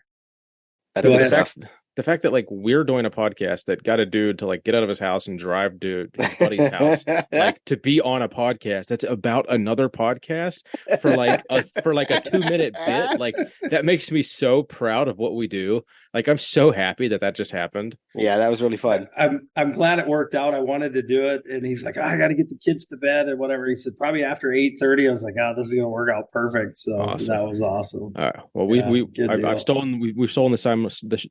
Let's go ahead and move into FMK. I know Joey's been anxiously waiting to get this. Well, we just FMK has just become a part of this, right? Yeah, pretty much. It's like an easy thing to do that might cause some controversy. Sometimes it doesn't, but it just tends to be on every episode. So I thought this time, when everybody was saying run with the name Moe, everybody in the Discord was like, go with the name Moe. And they all had their different ideas, and I settled on these. So I want you to FMK these famous Moes. Are you ready? I'm ready. Moe Szyslak, who's the bartender from The Simpsons. Moe Howard from The Three Stooges. Or the MOE, the Ministry of Education. FMK those three. Oh, wow. Okay. FMK, Moe Szyslak, Moe Howard, and the Ministry of Education? Never heard of that. Can I tell you how fucking hard it was to find? How fucking hard it was to find anybody famous named Moe. And I had Moe Szyslak and Moe Howard immediately, and I was sitting at dinner, and I was just asking strangers. I was like, give me a famous Moe that's not Moe Szyslak or Moe Howard. And the one guy goes, my cat's name is Moe. I was like, first of all, what are the fucking odds of that? Second of all, I'm not using that. But yeah, that doesn't help. But it was random because I had no clue who that guy was. That was pretty funny. So I ended up I Googled Moe and got the Ministry of Education and was like, that's fucking hilarious. I'm throwing that in. I'm glad you explained it. So I thought it was a Harry Potter reference at first. I'm like, no, that's the Ministry of Defense. I was so confused. It's literally a government entity called the Ministry of Education. Where it's got to be the whole world has Ministry of Educations, Keith. But we have department. We have Department of Educations. We have we don't call them ministries. That's why. Really? So it's. It's all good. It's the conversion rate. How many kilometers does a ministry reach to a MPH? How many kilometers? So I had a Three Stooges poster on my wall when I was a kid. So I think I'm gonna marry Mo Howard. The Ministry of Education. We're gonna kill that because we're not talking politics or government or anything, and so we're gonna f Mo Sizlak. So Simpsons bartender. That's where I'm going. What was his cat? Was it always Moe's Tavern? Like, is that what he said on the phone? Like, because he just answered the phone and always got the Bart fucking prank calls, but it was just like Moe's Tavern, and then it just went right into like, is Mike Hunt there? but not that. It was a kid show. Yeah. It actually has one of my favorite lines, which is Ned Flanders looking him dead in the face and saying, "You are a mean and hateful man." And Mo goes, "Hey, I might be mean and hateful. What was that third thing you said?" And that's always been one of my favorite things. That's funny. I don't think I've seen The Simpsons in years. Like I probably watched. It's not worth watching. Is it still on? Like, is it still actually pumping episodes out on Sundays? Yeah. Wow. Yeah. That's got to be like 35 years, right? It's crazy. It's a long it's been time. Like, was it like in 88, 89, 90? Like it was definitely early 90s or late 80s. Early 90s, late 80s. Yeah, somewhere in there. Fuck. So I don't think I've watched it since like 2002. I never watched it a whole lot, but I did watch it some. And one of the ones that just stuck with me, I don't know when and where it was, but Homer is walking down the stairs and he starts clutching his chest. He's like, chest pain. And then you see the wafting smell. He's smelling something. Chest pain. Ooh, bacon. He's like mid heart attack. He's like, ooh, bacon. It's just one of the ones that just is always stuck with me. So. Well, speaking of smelling things, I'm gonna get into our third ad read of the day, which is Obsidian Ammonia, based out of Ontario, Canada, here in London. Actually, Obsidian Ammonia has become one of the leading names in smelling salts for the lifting community, combining extra strong salts, a passion for the sport, and silly goose marketing campaigns. Big Travis has become an important part of PRs in gyms across the world and at competitions. From basic salts that will help a PR to the strongest thing to ever slice your face apart, these salts combine science with violence to assist you with your next max attempt. So check out Obsidian Ammonia at hypedust.com and use code UNPAID on any order to save 15%. Personally, I've got a pack of the ampules that he released for Black Friday. I'll be bringing those to my meet this weekend. I think the ampules are very good in between. I've noticed that they don't hurt as much as some of his other stuff, but they still have a very good effect. I've got right now here in front of me, I've got the menthol regret, which smells like my childhood, which is the menthol cigarettes and stuff. Every once in a while you get a whiff, it goes under your eye and it might actually fuck up your lift. And I found that the ampules don't do that.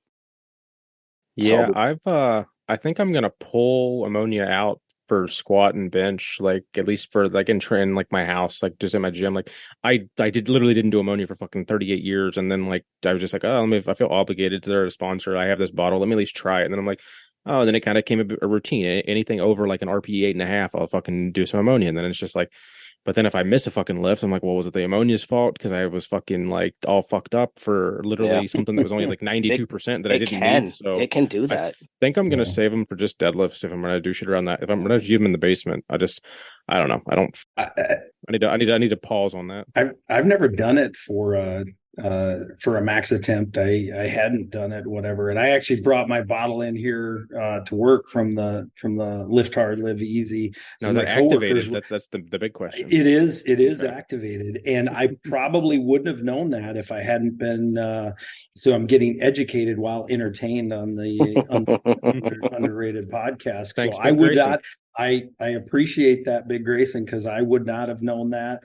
But actually had it in here, and I had a couple of my coworkers tried it. They actually brought it up. They were like, "Oh," they started talking about it. I was like, "Hey, I've got a bottle," and it was just kind of random here, and so I brought it in here, and I just had them try that today. So it's pretty funny. And so I have a bit of a funny story. She's going to hate me for telling it, but I came home I think one night last week, and I had cracked an ampule while like just kind of halfway home because I live kind of far from work and I don't want to fall asleep driving home. And I thought I'd be funny, and I walked in to my wife and I went, "Hey, what does this smell like to you?" Thinking she would look at it and see that it was ammonia and tell me to piss off. No, he went in, and I mean like all the way. Oh, and I thought it was so funny, and she did not think it was funny at all. I can't imagine she did, especially if she was like ready for bed and shit too, and like after the long day. She was really mad at me for a good hour or so. Yeah, you fucked that up. Yeah, no, and I finally had to say like, "Hey, it's never happened before. It'll never happen again, and I'm sorry. I didn't think it would be that way. So sorry, honey." However, at the time, that was probably one of the funniest things I think that I've ever seen. Just thinking she would go, "Get that out of here," and instead she didn't even blink. She went in all the way. Oh. And I was like, "Oh no!" Didn't smell like popcorn, huh? I'm gonna pay for that. It did not smell like popcorn. I did that a couple of years ago, not with the ammonia, but we were outside over the holidays and throwing snowballs and doing all that. And my wife was coming out from like, it was so far away. So I'm going to throw it just to, it's going to land by here and it'll be funny. And I actually connected. Oh man, I felt so bad. It was like, you're never going to hit her. She's so far away. And then you just immediately you're just like, what did I, oh no. Yeah. Well, and the conflict is that was really funny. I want to laugh so hard, but I also want to make sure you're okay first. And they're never okay. They're never okay. Yes. Anyway, if you're listening, honey, which you probably are at some point, I'm sorry. I love you. But next time I jam something in your face and say, "What does it smell like?" Don't just take a whiff. Well, oh boy, we're gonna leave that one hang there. You want to do a little unpaid or underrated, and then I'll hit him with another ad read after that. Sure. Let's go ahead and do that. Are you ready, Big Nate? Are you familiar with this game? Do you want to explain the rules to the people? Because me trying to explain last week did not go well. What did I say? Like one ass and two horses or something? Whatever the fuck it was. I butchered that son of a bitch. So yeah, essentially, we've got a list of unpaid or overrated topics, and you've got to pick whether they are unpaid or overrated. This is unpaid or underrated. Unpaid or underrated. See, like you said overrated. What am I? You twice? Like I can't figure this out. You made me have to look at it. I'm like, wait, he fucked it up. Like, you guys know how my computer skills are. Don't try confusing me now. You've actually listened to more episodes than I have, so I'm assuming you're going to get this right before I do. Oh, I don't know. All right. So, okay, hold on. No, go ahead. No, you want to? Nope. You can serenade their ears with the. Okay, so unpaid or underrated. We're gonna go with wooden squat racks. Wooden squat racks are very underrated. Very underrated. So I've got one of the best squat racks out there. My dad made it. It's a work of art. It's amazing. I've got it in my basement, and it's absolutely incredible. It's so he actually learned. He does woodworking. He learned a new joint technique in order to build that some kind of joint that they used back in the day in old barns or whatever. But obviously, he built the log cabin. He's very talented with all that kind of stuff. So it's a pretty sweet deal. It's functional. It's going to hold anything that I can lift, and it's something that my dad made for me. So pretty awesome. Now, was that a COVID necessity thing, or was that just like he is a woodworker and he just was like, oh, Nate's into, he's literally does this for a profession. It's his hobby, his passion. I'm going to build him something that he can give it to his kids or something. Like, tell me that story. No, so actually, when I worked in the weight room, I always worked out where I worked, so never needed anything at home. When right as COVID hit, we actually went on a trip, my wife and I, and left the country, went to the British Virgin Islands. And when we were gone, when COVID started, like we were the last flight out getting back. And I had set up this small weight room for my mom when she was training in my basement, right? Otherwise, I'd never had a weight room at home. And so my dad actually ended up building a wood squat rack for my mom when she started training. And I saw that, and I'm like, gosh, that's really cool. So then when I left strength and conditioning, I was at home and I just had these squat stands that I had set up for my mom. And I'm like, you know what? I'd really love to have a wood squat rack. So then I asked him, hey, can you build one that's beefier than what you built for my mom? But and so it was, I never needed it until I left the strength and conditioning realm. And then I asked him to do it for me. So I'd have that. And so I had something more than squat stands. And yeah, it's awesome. That's amazing. I think my favorite part might be that assuming he's your mom's age ish, that he would have been in his like mid to late 70s when he did that for you too. So like, that's just cool that you were still able to get something like, you're able to have something that, how you, God willing, you have him, he's in your life for another 20 years, but if not, you're gonna have that squat rack for the rest of your life potentially. Oh yeah, it's incredible. He actually made me a wood deadlift jack as well. So it's not like your typical powerlifting where it's lifting everything up, but it lifts one end up. And that's actually, I gave one of those to the Massonomics gym to one of the other sister podcasts in his sack. So I got that there. I know it's not real functional there, but I think it's a little piece of art. My first deadlift jack was a half jack. Yeah. Right. Like when you got limited space and stuff like that. Yeah, that's absolutely the way to go. It's just one of those kind of get the most of the weights off, and then you can handle the one last plate. Yeah. I like wood anyway. So, hey. Yeah, budding. Yeah. Right, Big Nate. My second one here for you of unpaid or underrated. I'm going to go with volleyball. Volleyball. Yeah, maybe specifically girls high school volleyball. No. Something you've had to watch a lot of recently. Whoa. Yeah. What are you setting him up here for? No. He had to cancel. He had to cancel last episode because his daughter's was in like a high school tournament. That's fantastic. Yeah, so my daughter is a senior and she just finished up her high school volleyball career and her volleyball career. So gosh, can't ride the line. I don't want to I'm gonna say it is underrated. I say it's underrated. I don't want to sound like a creep because I'm underrating high school volleyball. It could literally be volleyball. I was the creepy old guy. It's volleyball as a whole. Jesus. As a strength and conditioning coach, I worked with the volleyball team there as well, and it was one of my favorite sports to train because it's such an explosive sport. You're training. I mean, they're really, really good athletes. They're, my daughter unfortunately got my height, so she's pretty short. So she's a libero, and but she probably had the highest vertical on the team, but she's only 5'2", so she's going to play back row. But the athletes they're very explosive. They're really good athletes. So I always enjoyed training for that as well when I was a strength coach, because you're doing strength and power work. It's a lot of fun. So underrated. Nice. Yeah, I figured you've had to watch a lot of that the last few years, so you'd have pretty strong opinion. And it's really growing in popularity. The college game is really growing in popularity this year with Nebraska and everything. It's growing like crazy. They actually drew more fans than their football team did. So it's growing, but it's still underrated. Is men's volleyball like that popular? Like I remember my dad played volleyball in high school, I think, but like it's not a common thing for there to be like men's volleyball, like sanctioned teams, and as opposed to like club stuff.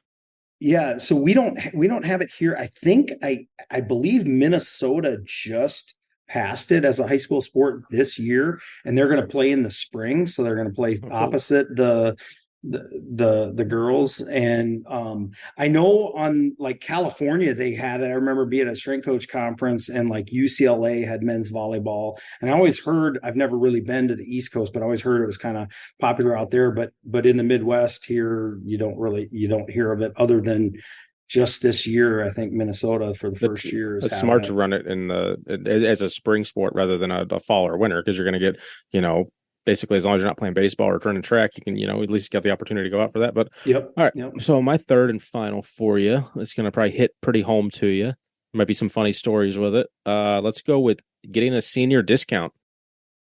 The senior discount. Yes. So, I've got the beard. So at SDSU, our homecoming is Hobo Day. And one of the traditions is for the month before you don't shave. So I always got into grow the beard for a month. And my wife doesn't love it because she says it makes me look a lot older. And I'm pretty gray. I found my first gray hair when I was 18. So, but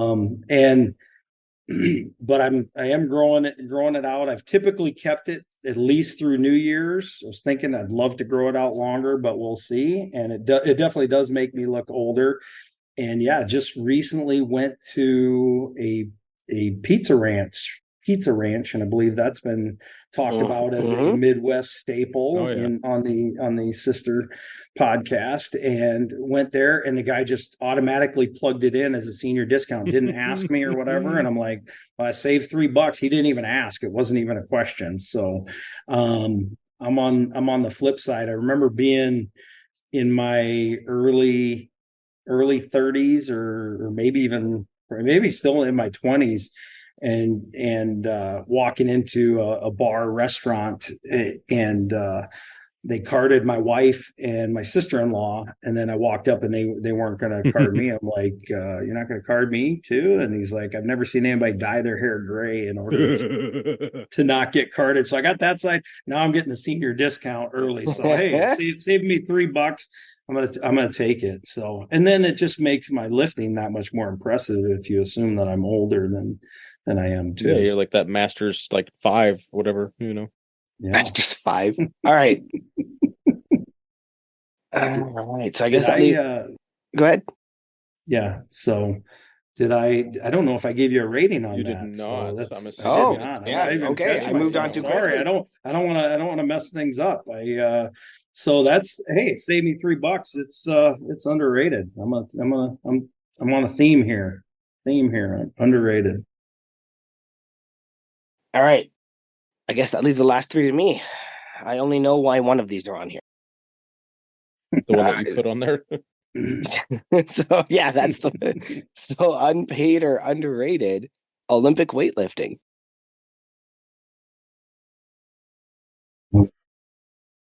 Unpaid or underrated Olympic weightlifting. So as I said, I almost got into powerlifting when I was early on in my early 20s, and then ended up getting into Olympic weightlifting. I've done multiple meets there. I've enjoyed it. I'm training for one. I've actually got one on the 16th there.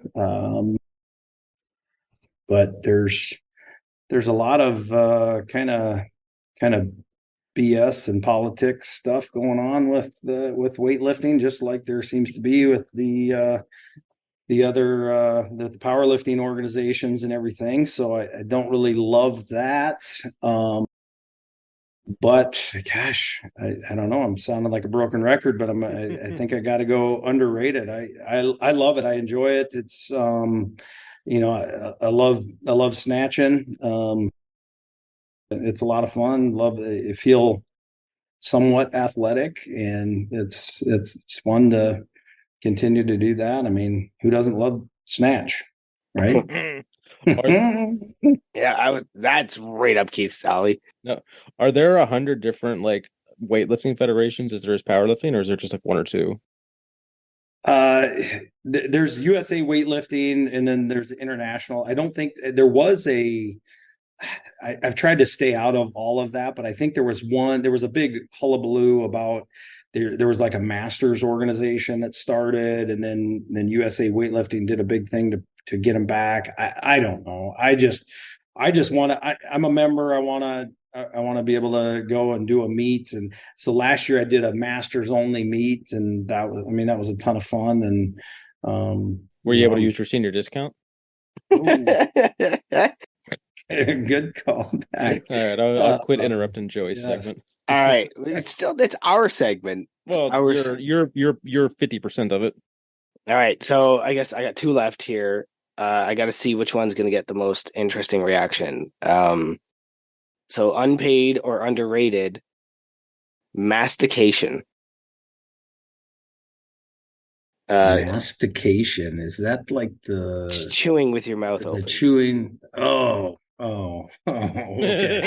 you gotta spell it out. I thought we were talking about like the having the second stomach and all that. Okay. No, it just means chewing, but I thought I would just make it a funny word because it sounds like masturbation. Get it, guys? Not enough dick jokes for one podcast. I saw that you changed mastication. That, and I was like, what the fuck is that? Like okay? Does that say mastectomy? Like I don't know what that means. That's I'm a little slow over here. So if you haven't figured that out, some multisyllabic words. I'm sorry.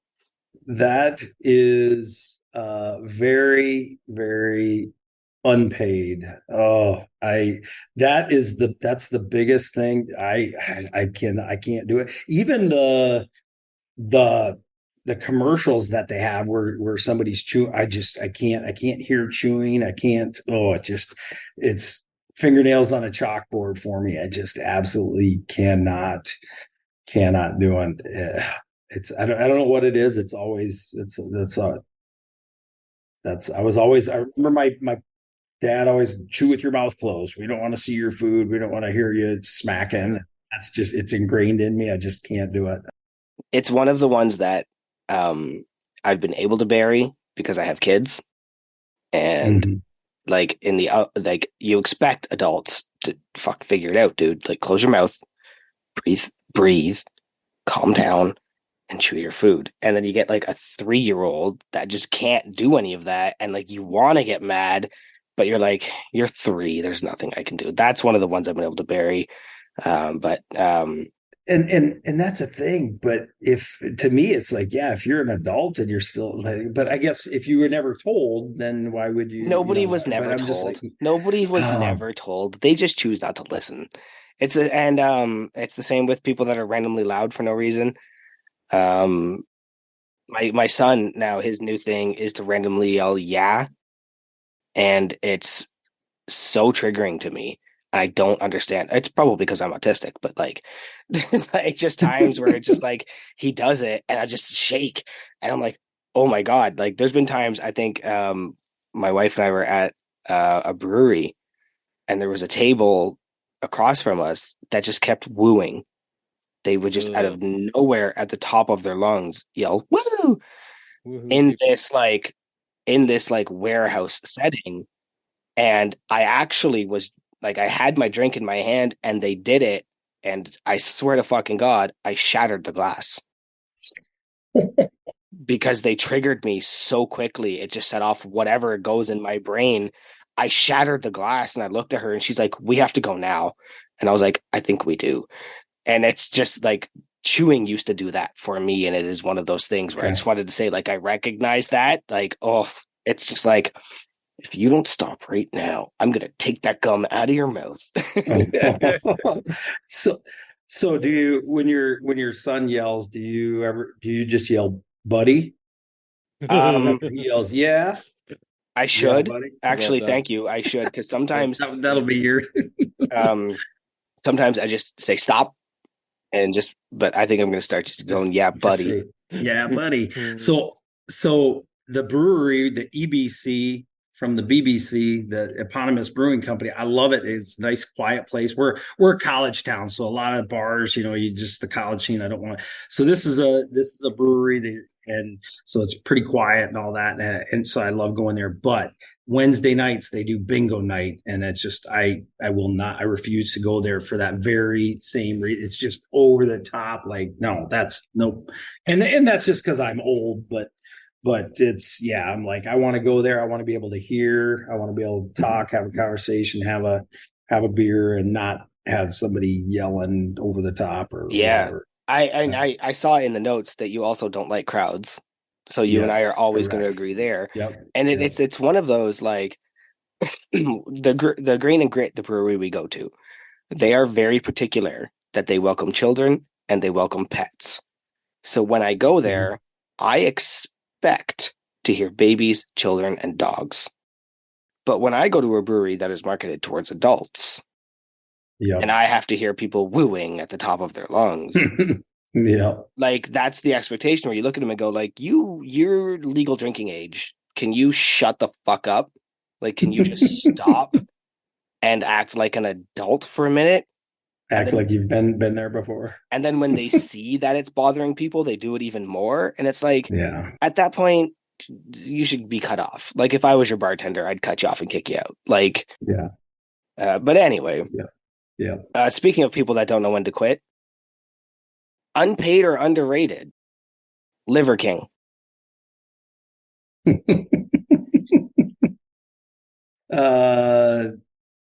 Unpaid. That's funny because I was. Why is this on here? I know I put something on Instagram. It's funny. I saw it on Instagram, a very like "fuck Liver King" kind of post a while ago. It was just funny because I heard, it was like all that shock about that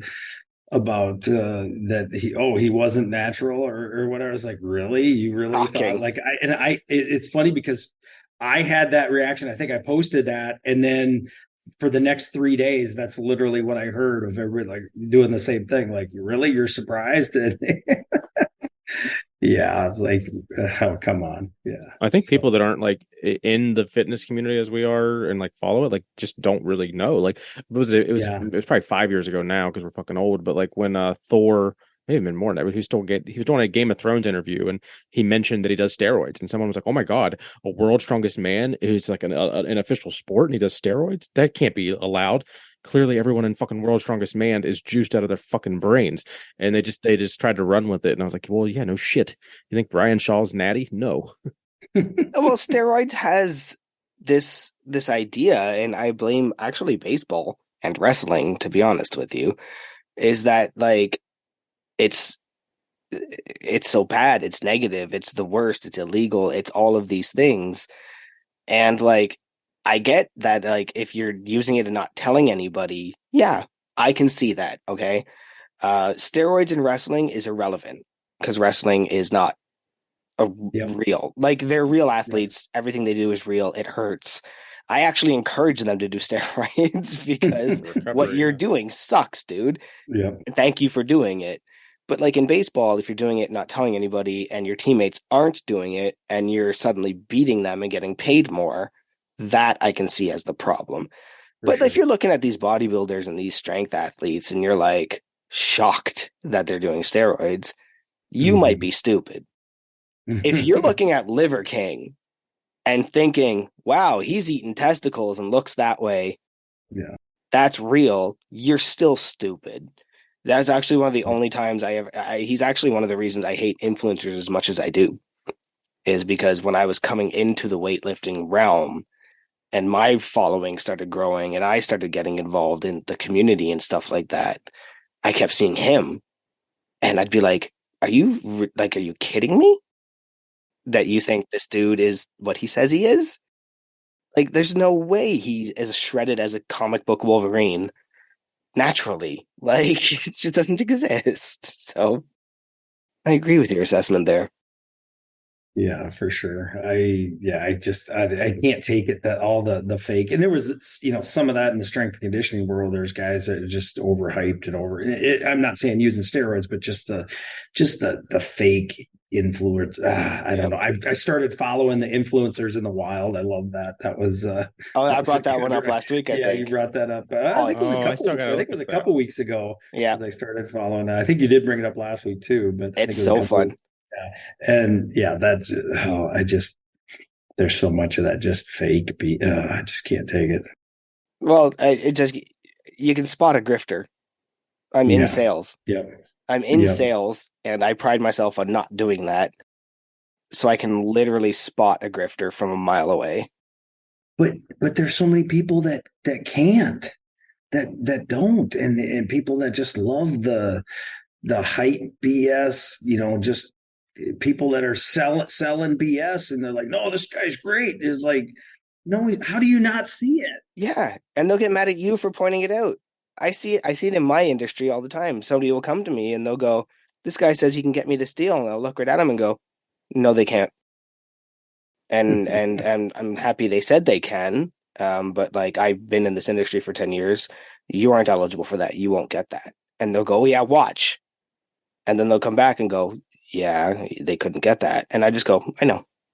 I know. I've been watching this forever. But you're the mean one because you told them the truth. Yeah, and that's what. Again, you maintain. I will be honest and have a longer term career than being dishonest and having a short term career. Yeah, you might make more in the short term, but I'll make more in the long term by doing what I do. Right. Yeah. So. Well, and you're doing it right. That's me. I mean, be honest, be real. I'm, now I'm in the sales industry, but I'm going to be honest. I'm going to be real. I'm going to under promise and over deliver. And I'm going to be real. I'm not going to blow smoke at you. So. All right, Keith, can you hit us with an ad? Yeah, I was waiting to segue in there while we guys were talking about deals and all that. So to save on 10% on your barbell rescue, that is the barbell brush. If you're listening to this, you probably already heard Tanner talk about the one that he bought. He actually used our code, so really appreciate that. Code unpaid. So quick little ditty from them we got typed up here. Kim finally got me an ad read for us to use. So here it goes. At Barbell Rescue, their mission is to revolutionize barbell maintenance by providing gym owners and fitness enthusiasts with a superior cleaning solution. Their innovative 360-degree nylon cleaning brush is designed to enhance the longevity and performance of barbells. Their commitment is to ensure every barbell is in peak condition, promoting a safe, hygienic, and effective training experience. So go ahead and do us a favor and use code UNPAID to save 10% at barbellrescue.com and get your Barbell Rescue brush. And they actually just hit some merch this week as well, I believe. So there's a t-shirt and a hoodie available if you want to support a good American company, American-made product. Not necessarily American-made, but it's an American company. It is an imported product because it's American designed. There you go. So, but Kim is a good guy, so we did get another little couple bucks in the thing. I don't know if this will ever turn into money for us because I don't even know what the minimum payout is, but I think I've got like $10 in the queue, but I think it's a $50 minimum. So unless we sell a whole bunch more of these, there won't be any sticker funds just yet. So keep on using it, guys. And I just want to say, I think you passed unpaid and underrated, Nate. Sweet. Appreciate it. So we will air this on the Instagram bio. Sweet. Yeah, what some of you haven't noticed is that was my third trip to the washroom. So we mentioned earlier about my limiting alcohol. When you go from drinking a lot to not drinking a lot, but maintaining your regular hydration rate, your body gets fucking mad. So, yeah, like I'm going to have to start packing a catheter, which is Keith's favorite thing for these. Oh, shush it. Oh. Hey, when you get to be my age, it doesn't matter. You're just it doesn't matter drinking, not drinking. It's a lot of trips to the bathroom. Do you want to disclose your age, or do you want to be ambiguous about it? Because I am curious. I don't think you were as old as Scance, because I think we talked about that in the Discord. I am the poor man Scance. I'm not quite as old. I'm not quite as strong. I'm not quite as Scance from good looking. Scance adjacent. I'm scance adjacent. That's it. I'm 15 degrees off of cool, but I think with the conversion rate, US to Canadian, I actually have him beat. So I will be at the Lift Hard, Live Easy 2 part due. I will be 50 Okay. Yeah. at that event. So I was going to Okay, say, interestingly, I was going to say right now, there's no way you're over 50. Yeah. 49. So that was I'm fun. pushing it. I'm 49. I really think it is your beard too, because your head, your yeah. beard is for people not. I mean, Mo or Nate. His beard is completely white, like it's a Santa beard. I mean, maybe your mustache is a little bit of not white in it, but your head hair is a Yep. little more gray and a little, I don't know, what's that burden? There's a little bit of black in there ish, Black but brown, yeah, your beard is completely white. But when I met you, when we all met you at the lift, in July, you were pretty clean shave or maybe had some scruff or something. So like, yeah, your beard, I do agree with your wife. Your beard puts 15 years on your face, like immediately. Oh yeah. Yeah, for sure. It definitely does. I wore a goatee for, oh man, 10, 12 years, but that's why I shaved it. I actually, so I had the goatee and it went gray or white right here. So I actually had a football coach was walking up to me the one time and he started laughing. He's like, "Oh my gosh." And he thought I had a Fu Manchu because the white, he couldn't see it. He was like laughing. It was just so white here. And so it's like, yeah, I definitely look younger when I've shaved it. So we'll see how long it lasts. Big Jen's been telling me to keep it, so we'll see. We'll see how long it lasts. Big friend of the podcast. Yes. Yeah. Appreciate that. Well, Nate, we are at that time. What do you got for us, bud? You got a game? You got some questions? You just want to pick on us? Whatever you got, buddy. We're down for whatever. Well, let's do all of the above. No, I don't have a game, but first, I would, for all of the loyal listeners, I would like to acknowledge just how dangerous this is. Every week, these guys turn over their microphone to the guest and risk their audience, their whole podcast, their whole empire right here. And with depending on how it goes, it could lose them tens and tens of followers. So and we can't afford that. Yeah, we can't afford that. So I'm gonna use my druthers and maybe push for a brand new segment. So I am gonna rate the unpaid and underrated podcast from last, which just came out yesterday, actually. So I actually loved the episode with Big David. I don't know which one it was, but I mean, he's an aerospace engineer. So yeah, he clearly is way smarter than I am. He would have figured out how to get his headphones synced up to his computer, and he would have been able to figure out his screen. So it was a little bit too much shoe and foot talk for me. I was kind of disappointed there, but then, I mean, when we got the George Jones and David Allan Coe references at the end, it came in strong at the end. So I'm going to give it 5 shots of Jaeger.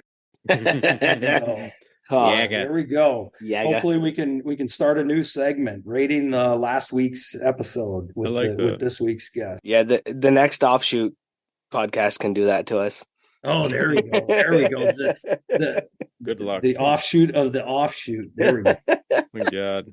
So yeah, I've got some questions. Not really a game. I think maybe a serious, maybe a silly, maybe strength or psychology somewhere in there, kind of following the S theme. So let's go serious. Let's see which one. What's something unusual or unique about you? So you brought up that I was born in a log cabin, and I know I'm not quite that old, but living in a log cabin when you're younger is a little unusual for somebody alive today. So something unusual or unique about you that maybe the crew would not know. So obviously not anything that you don't want to share, but something off the wall that we wouldn't necessarily know. I feel like I've overshared so much on this podcast that I don't know what I'm drawing a blank on shit that I haven't shared. To me, it's one of those, like, if I haven't shared it, it's on purpose. Okay. Okay, that's good. I've got backups then. Something you love as an adult that you never thought you would have as a kid. Jagger. Actually, no. Fitness in general. I think I've talked about it before. Yeah. That I had a terrible relationship with fitness, gym teachers, everything. And it wasn't until like 34 or 35. I shared it in an Instagram post last week where I started going to the gym and I brought Steve into my gym as a guest. I said, "Do you know what a deadlift is?" He's like, "Yes, I can show you." And it was like the first time I'd ever touched a barbell with intent.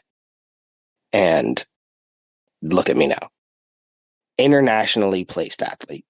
That was such a good meme. Oh, that fucking meme was killing. But I mean, I'm not wrong. Like, it's just one of those.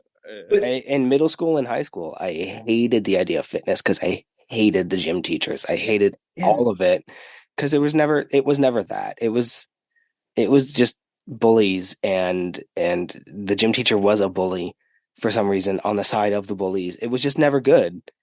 So it just turned me off all of it.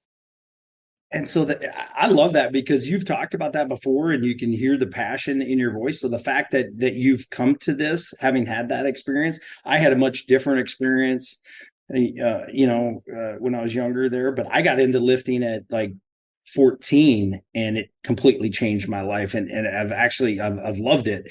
And so to see you find that and see that passion in you is awesome. The fact that it would have been so easy to like, I'm never doing any of that. And you would have just, swore that off, and how it can have such an effect on your life as you age. Like you talked about, like, I want to be able to get off the toilet when I'm 60, and like, yeah. So that's really cool.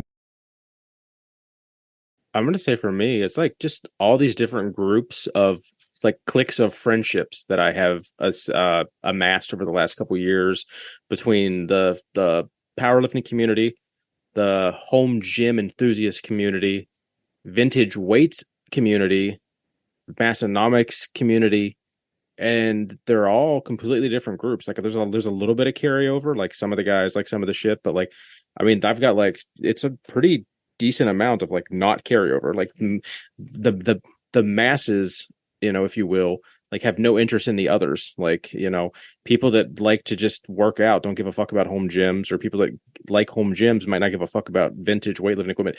And I've been able to like go and do stuff with these people in person. Like I've always never been antisocial. It's just like once I got out of high school, Well, speaking of little sister, somebody's coming.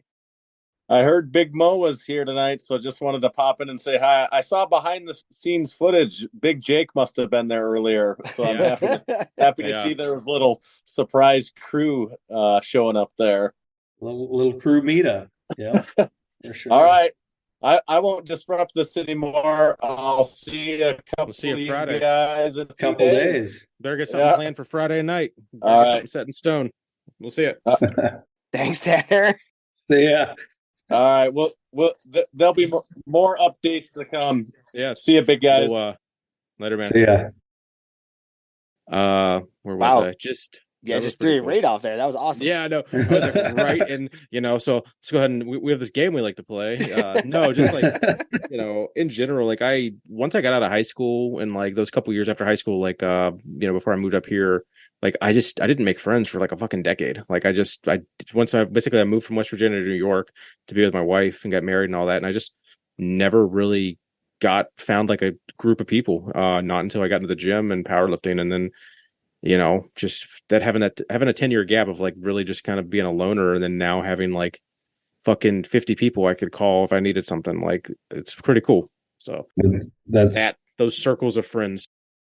Yeah, that's awesome, because in athletics, I was always around people and everything. It was great, and but you're not friends with the athletes, and as coaches, you're so busy. I mean, I've got friends there, but you're just like there's no life. So this whole community, like just like you're talking about, it's been awesome to be a part of it. So that's really cool. I mentioned it a bit before, like being a bit of a socialite, and being in charity work and all that kind of stuff. You're still alone in the crowd all the time, right? Everybody sees you, but nobody sees you. And to suddenly here we are, 200 people a week are listening to the bullshit that I spew into this microphone and react to it, and you are making memes about me, and like it's just, that's a completely different perspective. So that's a good call on that one, Keith. Thank you. Good deal. And Tanner's jumping on our podcast. Yes. My part B to that would just be podcasting. Like, fucking podcasting is amazing. I love being on like, it's so much work and it's such a pain in the ass. But like, I always I think we literally say it every week. Like, I was fucking dreading this all day long. I got fucking 2 hours, literally 2 or 3 hours of sleep. I had to work fucking 10-hour day. I'm so fucked up on cough syrup right now. Yeah, Joey's Joey's always got me nervous that he's gonna just tell me that a minute before podcast and he can't do it, and then I gotta scream to get it go. So fucked up on cough syrup, on Dayquil and NyQuil, and I'm still here, obviously, and having fun. Episode. Oh yeah. Oh, you need to. Have you ever seen Dennis Leary? No Cure for Cancer. Yes. Before the NyQuil. Actually, fun story. I took NyQuil for the first time in my life last night. Oh, NyQuil fucking gives me bad dreams. So everything, actually, quitting alcohol gives you bad dreams. But so I've never done NyQuil before because I'm always just afraid I'm going to sleep through something important. Mm-hmm. But I'm sick. My son is sick. My wife is sick, and my daughter is sick. So I'm like, fuck it. I'm doing the NyQuil. Whatever happens, happens. Me and my son, because he came and slept with me in the bedroom, we slept all night. But I guess at 7:30 or so, he woke up. He said, Dad, can I have some water? And I vaguely remember going, huh? Yeah, okay. And I got up and got him some water.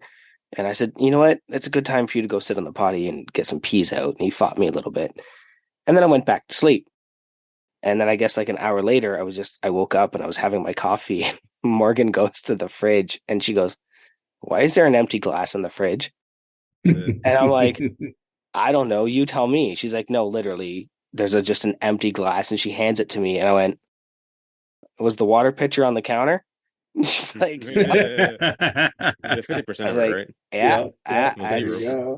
First time I've taken NyQuil. And then, so tonight I even told my boss, I was like, yeah, the conference call tomorrow, I'm probably not going to be on it. I'm taking NyQuil again tonight to get over whatever, because I have a meet in 3 days. I can't. You got to meet. Be fucking sick. So. Yeah. Cool. Okay. Well, keeping that in mind, that you got to meet, and Big Keith's got a flight. Let's keep it rolling. Let's psychology, not really starting with an S, but we'll go with it. Sounds like it. What's your number? So we talked about when I was working with the athletes, kind of, pregame, what's your when you're getting hyped up for the event, not necessarily in the weight room for them, but for the competition, kind of a 1 through 10, and everybody kind of personalities are a little different. So what's your number? You got the over the top yeller, screamer, whatever. So for you guys, for your meet, Big Joey, on Saturday, are you that 10 that I'm ranting and raving and I'm hooting and hollering? Are you that 5 that's just sitting there calm and going there? Where's your ideal, where you're going to perform the best? You're hyped up, you're ready to go, but you're not out of control or over the top. If I have to go from past events, I'm a 4 or a 5. In fact, Steve was my handler at my last meet, and he's going to be. We're going to handle each other at this next one. And he specifically said, you're too lazy on your warm-ups. You're not taking it serious enough during your warm-up sets. Interestingly, it turns out fine. I don't need a ton of warm-up. But my main panic is that I'm not going to get warm-ups. And that's what he was like, you got to relax, dude. People are going to let you in. It's fine. So I'm definitely not a screamer. I think at my last meet, actually, Robin, Power Daddy, he's one of the handlers at the gym that I'm doing my meet at, on the live stream, commented several times, about how calmly I put down the weights during my deadlifts, because everybody else just slams them down or drops them. And I was like, no, man, respect the bar, respect the platform, and respect the gym. You put them down nicely, and then you look at your lights. So yeah, I'm easily a 3 or a 4. Like, I also I don't have hype music, and I don't know if you've ever watched my deadlifts. I meditate before every deadlift. Mm-hmm. I stare into space and I breathe deep, and then I lift. I don't have like a slap my back, scream, stare at my hands like Keith does, and do the twirly hands things. I don't do those things. I literally just stand there fingers. I just stand there with my hands down and I stare at the sky. Morgan jokes that I'm worshiping the old gods for a second, but like, no, I just like calm, and then you lift, and then you put it down and you check your lights. So yeah, I'm definitely like a 3 or 4, maybe a 5. If somebody was like yelling in my face, hyping me up, I'd match that, but I don't need that. Yeah. How about you, Big Keith? Oh, because I got like 3 different iterations of that, I guess. So like in a meet specifically, I don't know, warming up, I'm like a 7.5 on the platform, like an 8 maybe. And then in my personal gym, if I'm alone, personal gym, I'm probably less than the meet, but it depends, because sometimes I might get a little more amped up. It all depends. If I have like fucking 15 people over and I'm going for a PR, I'm gonna have my fucking, a lot of me like how loud my stereo is. A lot of times is indicative of how heavy of how important that lift is to me. And I can only really do if the wife's home. I try not to crank it too loud, but if I know she's not there, I'll fucking turn the bass to 10, and I'll fucking turn, because I can turn the tablet volume like all the way up and the stereo all the way up, and it's just like it's obnoxious loud, but I only keep it there for like, you know, less than a minute. But that's like I use the turning my music up is like my biggest kind of like when I'm at the house. Like now I know it's game time. It's like I'm like Stallone turning my hat backwards when the fucking music goes up. But I'm I don't know. I'm really, when I'm in a public gym is probably when I'm like a 6 in a 5 to a 6 in a public gym, because no one wants to be the asshole in the public gym. I'm just making a 7 or 8 at home, and 7.5 to 8.5 in the meet, maybe. Yeah. So I would say mine's a 5-6. I go like more like Joey. I would say like I call it going internal or going dark. And I internally focus, and I don't do a lot of yelling or whatever, and kind of go through the process, do it.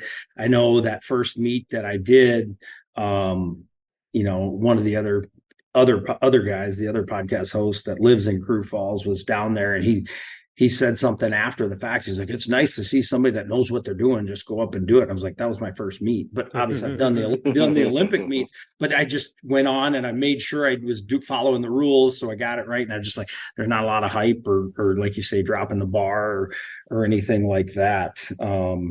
But I've noticed, like in my videos in my home gym, like I get a good weight, I'll say like, let's go, or so, you know, just something like that at the end or whatever. But cool story. The last Olympic meet I did a year ago, there was a guy there that it was 74 plus. So I think he was actually in his 80s. He did his first Olympic meet in 1966. Jesus. And he was at the chalk bucket going to the deal, and he's just like walking up, he's chalking up his hands, he's going, let's go, old man. And I looked around, I thought he was talking to me, and then no, it was really cool, because it was just, he was hyped up, even though he was, you know, 75, 80 years old, but he was competing, and he had that intensity, but it wasn't that yelling, screaming, whatever. And I think that's the big thing. Just find out what's your number. That's what we always talk to our athletes about, because some athletes are over the top yelling, screaming, and others are just sitting there and finding what works. And everything has a place, right? When me and Steve were in my basement gym doing the Denny's, right, and we just kind of were pushing each other on those, I let out a full on scream. I'd never ever Denny'd, I think it was like 200 and something pounds each hand. Yeah. And I let out a capicotic like, fuck yeah, because like I've never done that before. But at a meet, I think I'm just so otherwise focused that, yeah, interesting. That's a well, fun and I think part. it's different after you've completed it. That's there's a difference there too. I kind of think really that number beforehand, the hype, and Big Keith, your actual like deadlift setup, but there's psychology about making yourself.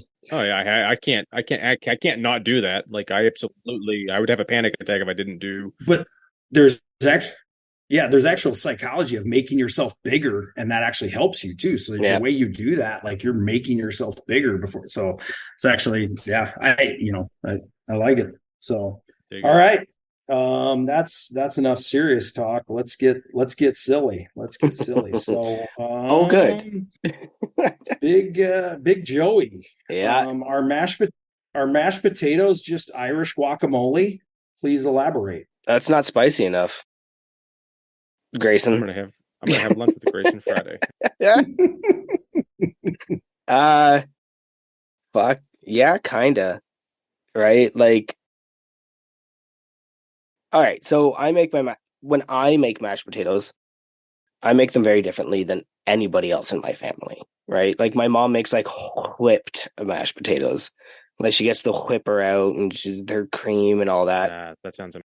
Yeah, not me. I leave the skin on. I just take off the eyes. I throw in some onions and some cheese and some sour cream and some milk. And I make like chonky mashed potatoes because I want the nutrients out of that shit. It's like guacamole to me. Yeah, doesn't it? Like otherwise it's just whipped avocado and lime juice. I'm just using whipped potatoes and milk. The onions could be I add cayenne to my guacamole when I make guacamole. Okay. Because you need spice. Otherwise it's all just bland trash. Yep. That's really fun. I've never considered that. However, I don't put mashed potatoes on things. Ooh. Like guacamole Good goes point, on yeah. things, right? Like there's no such thing as like, well, there is until I decide to do it now. There's no such thing as mashed potatoes tacos. However, now that I've brought it up, yeah, you could put meatloaf and mashed potatoes in a taco shell and call it whatever you want. I was literally gonna say, like, I would definitely like, the fact that you're putting meatloaf on a fork and then getting some mashed potatoes on the fork, like that's dipping. Now, usually I use my mashed potatoes to pick up my corn or peas. Okay. Right. I definitely will use meat. Yeah. I would definitely use like meat on a fork to, and So, then add some potatoes to it. yeah, this got me thinking. I'm gonna lose my Midwest card for not remembering the name of this dish, but the slice of bread and the mashed potatoes and the gravy and the roast beef. That's kind of it's just a hot sandwich, right? We call that a hot beef sandwich up here. what do we call that? Tiger meat bullshit, probably. But that's guacamole-ish. They're putting it on top of the meat and as a topping. Okay. Big Keith. Buddy. Is peanut butter an ice cream topping? Absolutely. I put did you like research my life? Did you like deep dive a Facebook comment from like 20 years ago? Because absolutely. Just glitched. Hey, you're not glitched a little. He was just like, what absolutely. So every time I go to my mother-in-law's for anything, because we don't keep ice cream in the house. Like it's just like I would fucking eat it. I'm already fucking way obese. I don't need to be more obese, but so I go to my mother-in-law's once a month or something for like a family meal. And they always have that fucking gallon of vanilla ice cream, and she's getting out the chocolate and the sprinkles and stuff. And she knows that I mix, like, I like to put a couple, large scoops of peanut butter on it and just mix it all up and kind of make my own little blizzard right there. So absolutely, there's no world where peanut butter does not belong on ice cream. Never in my life would have said that out loud. Yeah. That's fantastic. It's the best thing in the world. You're not the only guy sliding into other wives' DMs. Oh, you fucker. You motherfucker. You sneaky bastard. Oh, goddamn. So is it I like it. That's creamy or crunchy? No, creamy, chunky. I would chunky, be a bulimic again if I fucking no. Fuck, crunchy peanut butter makes me want to puke at even thinking about it. So no, crunchy peanut butter is the most disgusting, despicable. It's not peanut butter. Fuck off. Creamy peanut butter, creamy Jif peanut butter is the only. I fully disagree. I prefer crunchy peanut butter. I'm smooth, creamy. I can't do the crunchy. I need my mashed potato. The only good mashed potato is a creamy mashed potato. See, so that's I can see why you said that when I made the face, or you made the face earlier when I was. I don't even use a whipper. I just use a stomper, right? Like stomper. Is that what they call those? It's not a stomper. Masher. Yeah, they're not stumped potatoes. I step on my potatoes. It's funny that you brought sliding into the wife's DM, because there's one thing we forgot to bring up that I really wanted to bring up towards the end of the podcast, and that was my wife, Nate's wife, and Keith's wife all simultaneously, one after another, choosing, no, I don't want to support the Unpaid and Underrated podcast. It was so funny. Yes. And I said it to my wife, and I was like, how are you all so rude? Like, that was all I just said. That was great. I really enjoyed it. I did have to edit a little bit to get, like, there was fucking our asshole voyeur listener here literally always responds to my polls like wrong just to be funny, and I'm like, you fucker, I know that's not how you feel. Why are you doing that? Like, it makes me like I'm to the point that if he keeps doing it, I might like block him from viewing our fucking stories because it's so fucking annoying. I love you, but God damn it, Ryan, it's so annoying you fucking do that. But yeah, so he was at the bottom of it, so I had to like crop out his fucking face and just. That's fine. It was just funny to have all three of them in a row. Yeah, it was perfect. I was like, that's the best ever. Like, are you guys talking to each other? Like, do we need to know? They colluded. They're in their own Discord. That's good stuff. All right, Nate. Anything else? I've got just a couple things real quick that I don't want to. Keep it under. I moved on. I moved on to the near beer, so I'm solid. All right, we're just about done. So awesome. I do want to tell Big Joey there is value in checking out the back catalog. I don't think you want to go through everything. I'm not telling you should, but I like to do research, just like Big Keith does. So I went back to the Jordan Feigenbaum episode on the other podcast, his first appearance in 308, and he said, so they're trying to explain to him that everybody's big. They called him Big Jordan, and he's like, "Oh, I'm big, and everybody's big here." Even and he starts to get it. He jokingly says, "So you mean there are no little Brians here?" He was prophetic. There actually was a little Brian. So he knew 2 years before that there was going to be a Brian. Fucking Brian. So I was like, when I heard him say that there's no little Brian a year and a half before Brian happened, stuff. I'm like, so there is some value in the back catalog. The only other quick thing that I want to bring up, the whipping shitties deal with the Midwest. That's not a thing. That is what I had it called. We had it called was whipping shitties.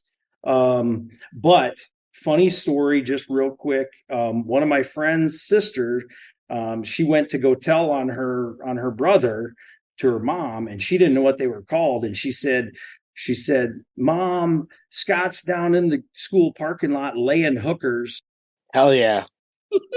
So I've never heard that one brought up. I don't think it's a big thing, but I want to put that out there that it also can be called laying hookers. I don't think it should be. That almost makes more sense than whipping a shitty, because like a hook, you're making like you're hooking a turn. Like, no, and that's not what laying a hooker means, man. Like I can make a more reference. I can visualize like the actual like I can visualize that words making more sense than whipping a shitty. Yeah, you visualize laying a hooker. I mean, I pay a mortgage. I don't pay hookers.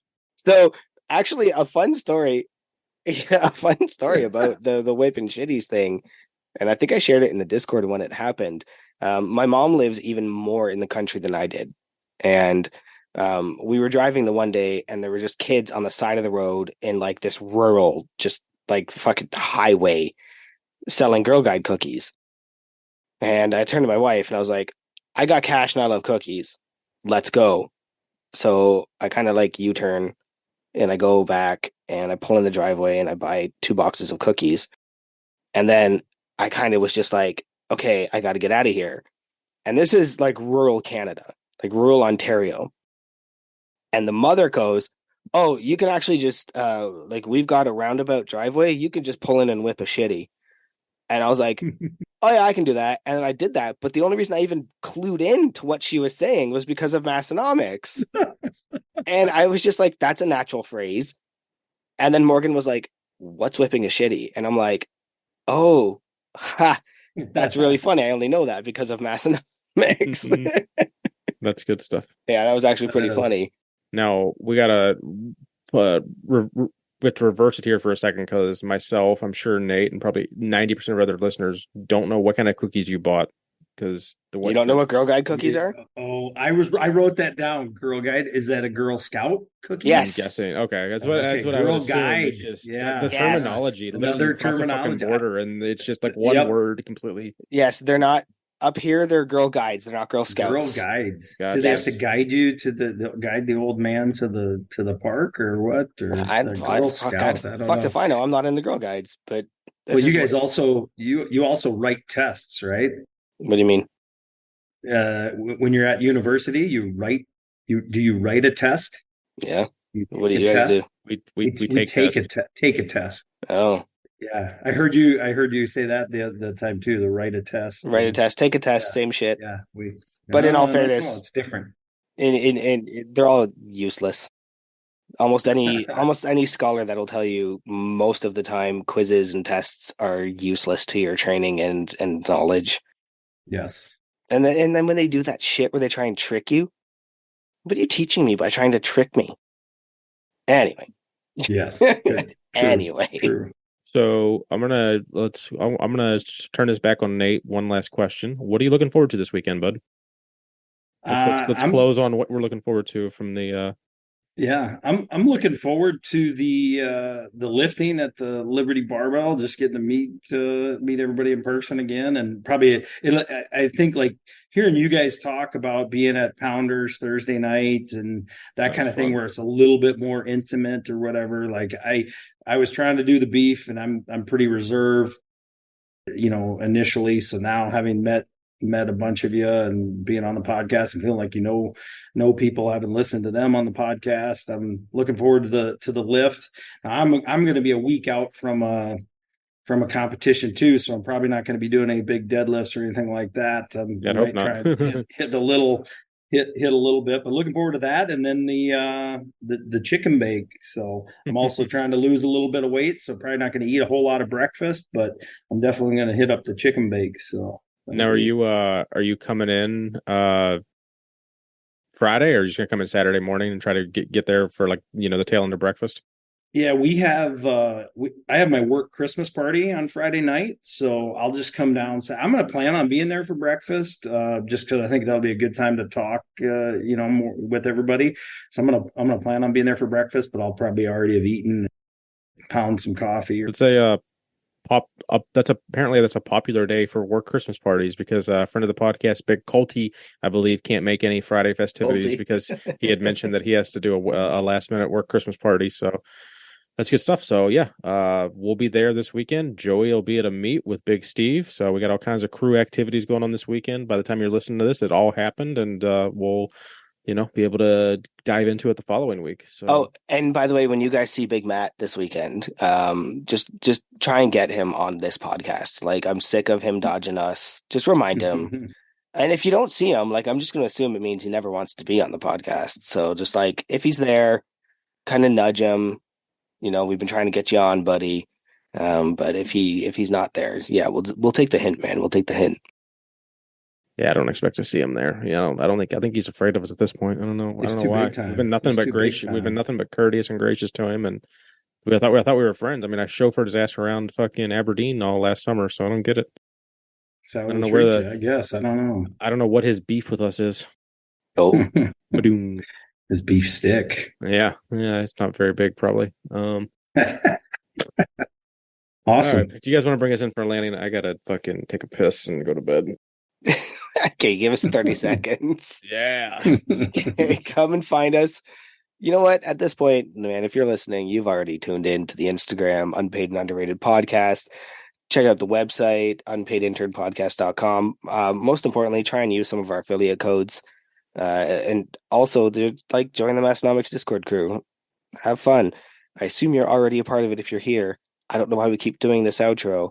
It's the same thing. I can't not. It's habit. This is me doing my deadlift setup. So if we get rid of it, I quit the podcast. I do this for you. I do this for you. Yeah. All right. Appreciate it, guys. Find me on Instagram and nowhere else. All right. I'm Big Keith. You can find me on Instagram, KeithHoneycutt73. Go follow my Orange Gym, the No Wine Cellar. Where are they going to find you, Big Nate? I'm at Mo Strength 50 on Instagram. I think I'm Big Mo Strength on the Discord, and that's about all I've got. I appreciate it, guys. Awesome. This has been a great episode. I think we all had a good time, and we will see you next Tuesday.